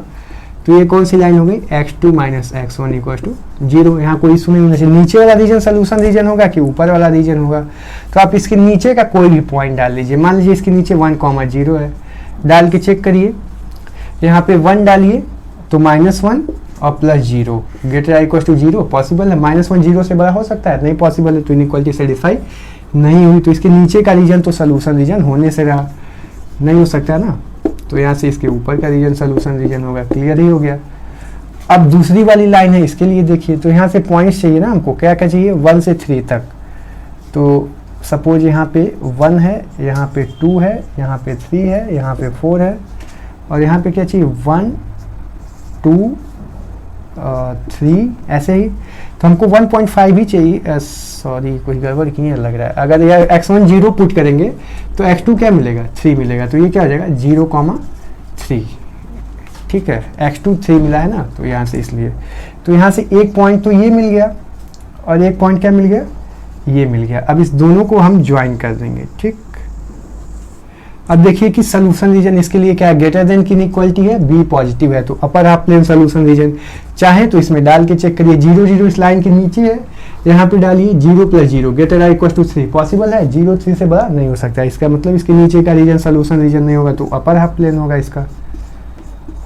ठीक, तो कॉमन रीजन क्या मिला, इसके ऊपर का रीजन और इसके भी ऊपर का रीजन। तो और x1 x2 नॉन नेगेटिव है तो फर्स्ट क्वाड्रेंट में ही होगा, तो यहाँ से ये आपको सोल्यूशन रीजन मिल रहा है। देखिए, और ये सोल्यूशन रीजन जो है अनबाउंडेड है, कहाँ तक जाएगा हमको नहीं पता। x2 एक्सिस जहाँ तक जाएगी वहाँ तक जाएगा, इधर ये लाइन जहाँ तक जाएगी वहाँ तक जाएगा। तो यहाँ पे कार्नर पॉइंट क्या मिला, एक तो ये मिला, एक तो ये मिला। अब आइसोप्रोफिट लाइन जब इसके पैरेलल हम यहाँ से ड्रॉ करते हुए ऐसे जाएंगे, ठीक है, तो एक्सट्रीम पॉइंट हमको कहीं मिलेगा ही नहीं। कैसी भी लाइन ड्रॉ करेंगे, क्योंकि ये बाउंडेड है नहीं, तो कैसी भी लाइन ड्रॉ करेंगे फिजिबल रीजन के मोर देन 1 पॉइंट जो है उस लाइन पे लाई करने वाले हैं। तो जब लाई करने वाले हैं तो जैसे जैसे हम जितनी भी दूर चले जाएं आइसोप्रोफिट लाइन ड्रॉ करते हुए, तो यहाँ पे हमको मैक्सिमम वैल्यू मिलना इस अनबाउंडेड सोल्यूशन में पॉसिबल नहीं है। अगर मिनिमम वैल्यू पूछ रहा होता तो हम यहाँ पे लाइन ड्रॉ करके और सोल्यूशन रीजन से पैरेलल लाइन इधर ड्रॉ करते हुए चले जाते, तो शायद ये वाला पॉइंट मिलता है जिस पे हमको जो है ऑप्टिमल वैल्यू, मिनिमम वैल्यू मिल जाती। लेकिन ये मैक्सिमाइजेशन का प्रॉब्लम है, तो यहाँ पे तो नहीं मिलने वाली है। ठीक है, इसका सोल्यूशन रीजन ये नीचे वाला भी हो सकता था, तो हो सकता है बाउंडेड हो जाता तो मिनिमम मैक्सिमम वैल्यू एग्जिस्ट कर जाती। बट जब इनइक्वालिटी कैसी दी हुई है उस पर डिपेंड करेगा कि हमारा अनबाउंडेड सोल्यूशन रीजन होगा या बाउंडेड सोल्यूशन रीजन होगा। इनफिजिबल के लिए तो हम डिस्कस कर ही लिए, एक और एग्जांपल अपने पीडीएफ में दिए हुए हैं, तो आप देख लीजिएगा, क्योंकि इनफिजिबल के लिए तो हम एक एग्जांपल डिस्कस कर ही चुके हैं।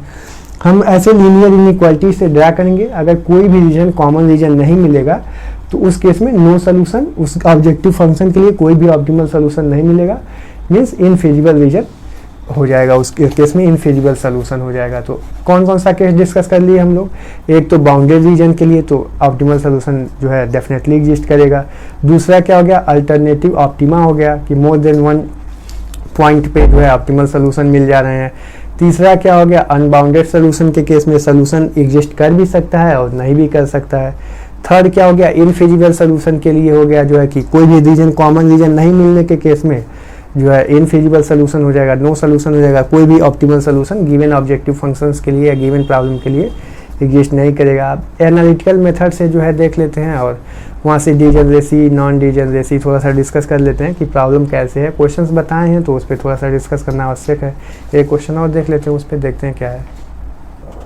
तो नेक्स्ट जो है एनालिटिकल मेथड। तो पहले मैं आप लोगों को बता दूं कि आप लीनियर प्रोग्रामिंग प्रॉब्लम का जो है लिमिटेशंस देख लीजिएगा, एप्लीकेशंस देख लीजिएगा, जो मैं प्रॉपर लिख के भी बताया हूँ और आप देखे भी हुए हैं, बार बार बोल भी रहा हूँ। एप्लीकेशन में मैन्युफैक्चरिंग प्रॉब्लम, प्रोडक्शन प्रॉब्लम, कोई भी मैनेजमेंट है ना, वार में जो है प्रोडक्शन का है, रिसोर्सेज के मैनेजमेंट की प्रॉब्लम है, किसी भी तरह की जो भी प्रॉब्लम है मैनेजमेंट से रिलेटेड, मैन्युफैक्चरिंग प्रॉब्लम है, ट्रांसपोर्टेशन प्रॉब्लम है, असाइनमेंट प्रॉब्लम है, डिफरेंट टाइप की प्रॉब्लम्स हैं जो है, ये सब उसके एप्लीकेशन ही है। फिजिकल डिस्ट्रीब्यूशन हो गया, किसी भी तरह का कोई भी डिस्ट्रीब्यूशन है, प्रॉपर कोई भी प्रॉब्लम सॉल्व करनी है, लीनियर इनइक्वालिटी में अगर कन्वर्ट कर ले रहे हैं तो हम उसको एलपीपी की हेल्प से सॉल्व कर सकते हैं। वो सब इसके एप्लीकेशंस हो गए। बहुत ब्रॉड लेवल पे इसका एप्लीकेशन यूज होता है, हर एक फील्ड में यूज होता है, तो काफ़ी इंपॉर्टेंट हो जाता है इस वजह से जो है। और लिमिटेशंस भी देख लीजिए जो है। अब एनालिटिकल मेथड से सॉल्व करने में जो है, ग्राफिकल मेथड तो हो गया, अगर 2 वेरिएबल से ज़्यादा होगा तो बहुत ही ज़्यादा डिफिकल्ट हो जाएगा ग्राफिकली सॉल्व करना, क्योंकि इसके लिए जेड एक्सिस लेनी पड़ेगी, फिर इमेजिनेशन, तो काफ़ी डिफिकल्ट हो जाएगा, तो ऐसे नहीं कर पाएंगे। अब यहाँ पे ये एनालिटिकल मेथड से सॉल्व करने के लिए एक क्वेश्चन है। एनालिटिकल मेथड होता क्या है, तो पहले तो आप ये समझ लीजिए कि अगर n डिसीजन वेरिएबल्स हैं, ठीक है ना, n अननोन्स हैं और m लीनियर कंस्टेंट्स हैं, तो उस केस में जो है बेसिक वेरिएबल्स और नॉन बेसिक वेरिएबल्स कैसे डिसाइड करेंगे, जो कि हम पहले ही बता चुके हैं कि अगर n अननोन्स हैं और m लीनियर कंस्टेंट्स हैं, तो उसमें n जो होता है वो क्या होता है, ग्रेटर देन m होता है। तो n माइनस m जो एक्स्ट्रा वेरिएबल्स बचते हैं उनको हम 0 से इक्वेट करते हैं, यानी कि उसको किसी भी तरह से करके 0 सेट करते हैं या उसको हम 0 मान लेते हैं। वो सारे n माइनस m वेरिएबल जो होते हैं वो क्या होते हैं, नॉन बेसिक वेरिएबल होते हैं। ये काफ़ी इंपॉर्टेंट हो जाता है, ठीक है, नॉन बेसिक वेरिएबल्स होते हैं, ठीक। अब यहाँ से total number of basic solution निकालना है, बेसिक फिजिकल सोल्यूशन निकालना है, तो इसके बारे में अभी हम बताते हैं। फिलहाल आप यहाँ से देखिए, तो अब जब टोटल में से n minus m non basic variable को हम 0 सेट कर देंगे, तो रिमेनिंग कितने वेरिएबल बचेंगे, m वेरिएबल्स बचेंगे, ठीक है। तो जो ये m वेरिएबल्स होंगे ये क्या होंगे, बेसिक वेरिएबल होंगे। अब इन m बेसिक वेरिएबल्स की हेल्प से जो करस्पॉन्डिंग, और ये m बेसिक वेरिएबल क्या होने चाहिए, लीनियरली इंडिपेंडेंट होने चाहिए। क्या होने चाहिए, लीनियरली इंडिपेंडेंट होने चाहिए। तो इनको सॉल्व करके जो है हम क्या करेंगे, वैल्यूज निकालेंगे, इनके करस्पॉन्डिंग वेक्टर्स की जो वैल्यूज निकालेंगे वो वैल्यूज हमारी क्या होगी, बेसिक फिजिकल सोल्यूशन हो जाएगा, ठीक है। वो वैल्यू हमारी बेसिक फिजिकल सोल्यूशन हो जाएगी। तो किसी भी गिवन प्रॉब्लम के लिए हम total number of basic physical solution कैसे फाइंड आउट करें, total number of basic physical solution कैसे फाइंड आउट करें।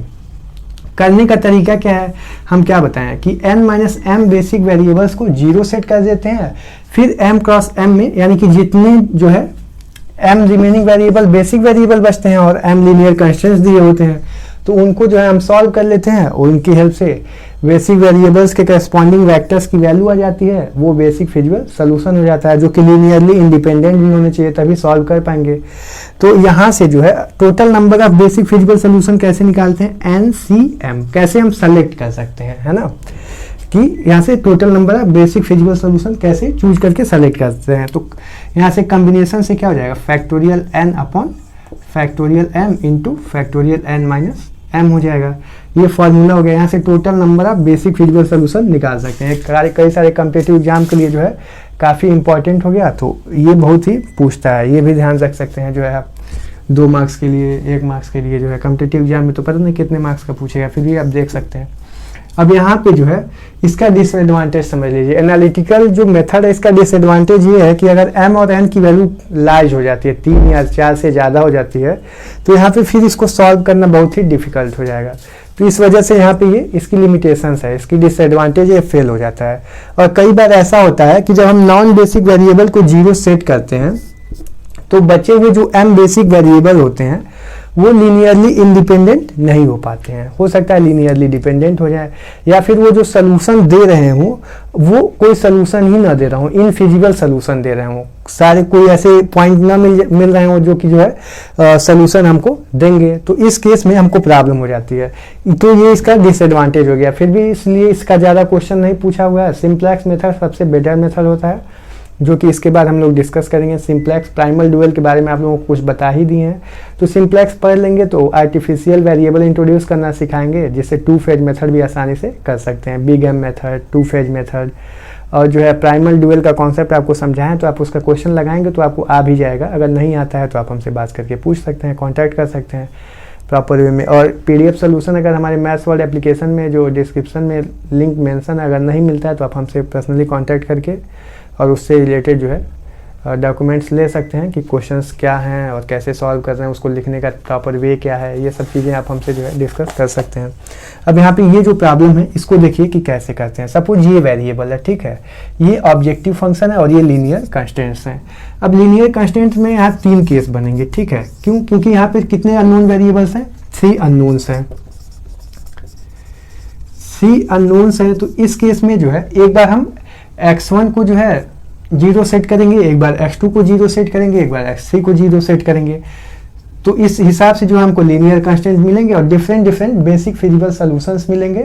और जो बेसिक फिजिबल सॉल्यूशंस मिलेंगे, जितने भी बेसिक फिजिबल सॉल्यूशन मिलेंगे, अब यहाँ पे अगर 3 वेरिएबल है और 2 लीनियर कंस्टेंट्स है तो total number of basic feasible solution कितने हो जाएंगे, 3c2 means what, factorial 3 upon factorial 2 into factorial 3 minus 2 means what, 3 into factorial 2, ये फैक्टोरियल 2 तो कैंसिल हो जाएगा, ये क्या हो गया 1। तो 3 बेसिक फिजिबल सोल्यूशन यहाँ से हमको मिलने चाहिए। तो अब बेसिक फिजिबल सोल्यूशन 3 सोल्यूशंस तो मिलेंगे। अब वो बेसिक फिजिबल होंगे या इनफिजिबल होंगे वो तो कैलकुलेट करने पे पता चलेगा जो है।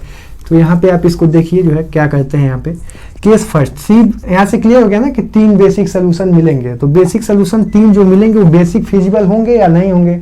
तो अगर फिजिबल सोल्यूशन होगा, अगर सोल्यूशन होगा नॉन नेगेटिव रिस्ट्रिक्शन, जो सोल्यूशन आते हैं वो नॉन नेगेटिव रिस्ट्रिक्शंस भी सेटिस्फाई करने चाहिए।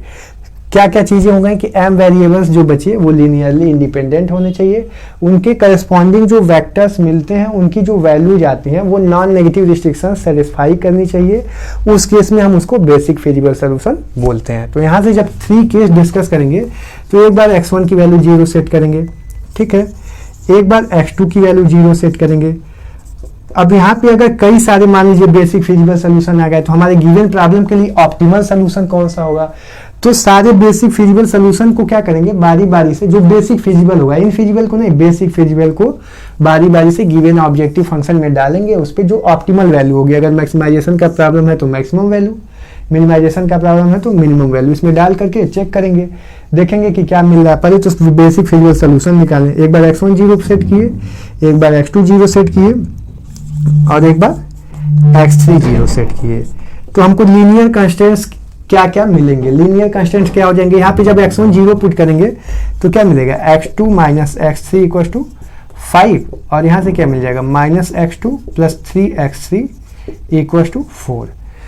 ये 0 हो जाएगा, ये भी 0 हो जाएगा। तो अगर इस दोनों को ऐड करते हैं तो x2 कैंसिल हो जाएगा, माइनस x3 और प्लस 3x3 क्या हो जाएगा 2x3 और ये क्या हो जाएगा 9। तो यहाँ से x3 की वैल्यू जो मिलेगी 9/2 और x2 की वैल्यू यहाँ पे डाल के सॉल्व करेंगे तो 19/2 मिलेगी। प्रॉपर वे में यहाँ से हमको दोनों नॉन नेगेटिव है और ये 0 है तो तीनों नॉन नेगेटिव हो गया, यानी कि बेसिक फिजिबल सोल्यूशन एग्जिस्ट करेगा। बेसिक फिजिबल सोल्यूशन क्या करेगा, एग्जिस्ट करेगा। और करेगा तो क्या क्या होगा ये देख लीजिए। तो 0, x2 की वैल्यू 19/2 और ये क्या हो गया 9/2। तो ये बेसिक फिजिबल सोल्यूशन जो है एग्जिस्ट करेगा गिवन प्रॉब्लम के लिए। सेकेंड केस में x2 को 0 डाल के देखिए, यहाँ से क्या मिलेगा, x1 minus x3 equal to क्या हो जाएगा 5 और दूसरा इक्वेशन क्या मिलेगा 2x1 plus 3x3 equal to 4।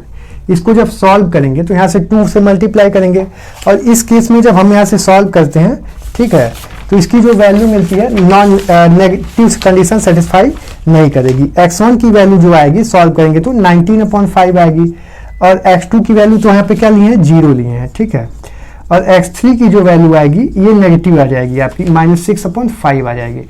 तो इस केस में ये बेसिक फिजिबल सोल्यूशन होगा ही नहीं। तो ये क्या हो जाएगा, इनफेजिबल सोल्यूशन। ठीक है, तो इसको इससे ऑप्टिमल वैल्यू चेक करने की आवश्यकता नहीं है, क्योंकि इससे बेसिक फिजिकल सोल्यूशन हमको मिला ही नहीं, क्योंकि हम ऑलरेडी बोल चुके हैं कि नॉन नेगेटिव रिस्ट्रिक्शन सेटिस्फाई होनी चाहिए। बट यहाँ से एक जो वेरिएबल आया है ना, m लिनियरली इंडिपेंडेंट वेरिएबल में से दो हैं, तो दो में से जो एक वेरिएबल आया, एक तो जीरो सेट कर दिए, अब जो दो में से एक की वैल्यू आई, एक नॉन नेगेटिव रिस्ट्रिक्शन सेटिस्फाई नहीं कर रही है, तो नहीं कर रही है तो बेसिक फिजिबल सोल्यूशन नहीं होगा, तो उससे कोई इशू नहीं है।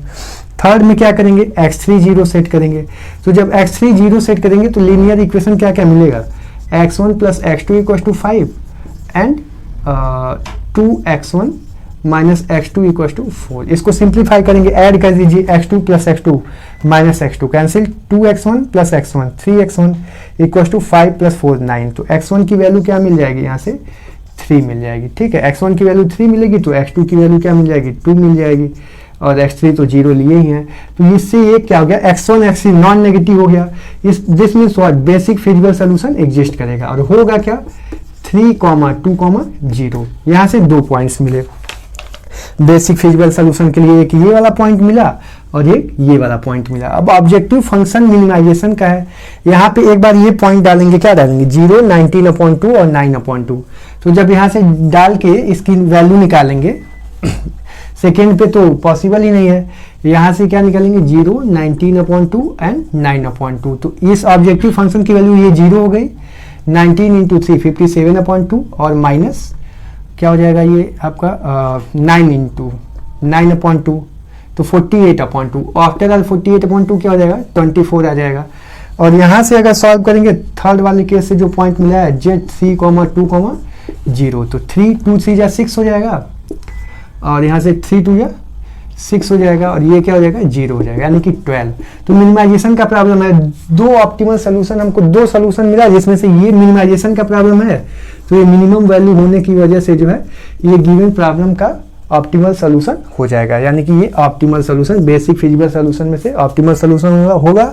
और ऑप्टिमल वैल्यू जो होगी गिवन प्रॉब्लम की मिनिमम वैल्यू क्या हो जाएगी 12 हो जाएगी। तो ये प्रॉब्लम कंप्लीट हो गई। इस तरह से ग्राफिकल मेथड, एनालिटिकल मेथड।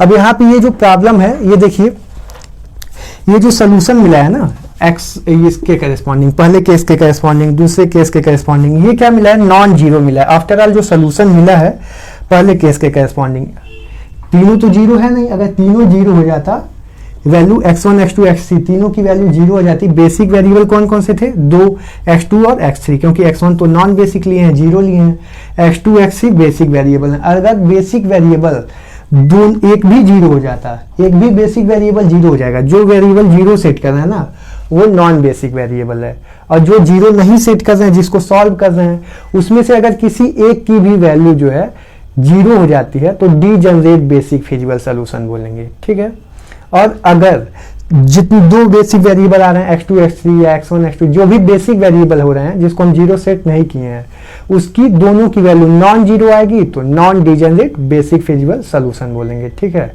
यहाँ से जो है ये क्वेश्चन कंप्लीट हो गया। अब आगे से हम लोग सिंप्लेक्स मेथड और बिग एम मेथड या और प्रॉब्लम सॉल्व करेंगे। आपका टारगेट ये है कि हमको 40 से 50 मार्क्स के क्वेश्चन 50 मार्क्स में कंप्लीट करने हैं, तो इसके लिए जो है हम लोग आगे देखेंगे। यहाँ पे ये चैप्टर कंप्लीट हुआ, नेक्स्ट चैप्टर के लिए नेक्स्ट वीडियो लेक्चर देखा जाएगा। Thank you.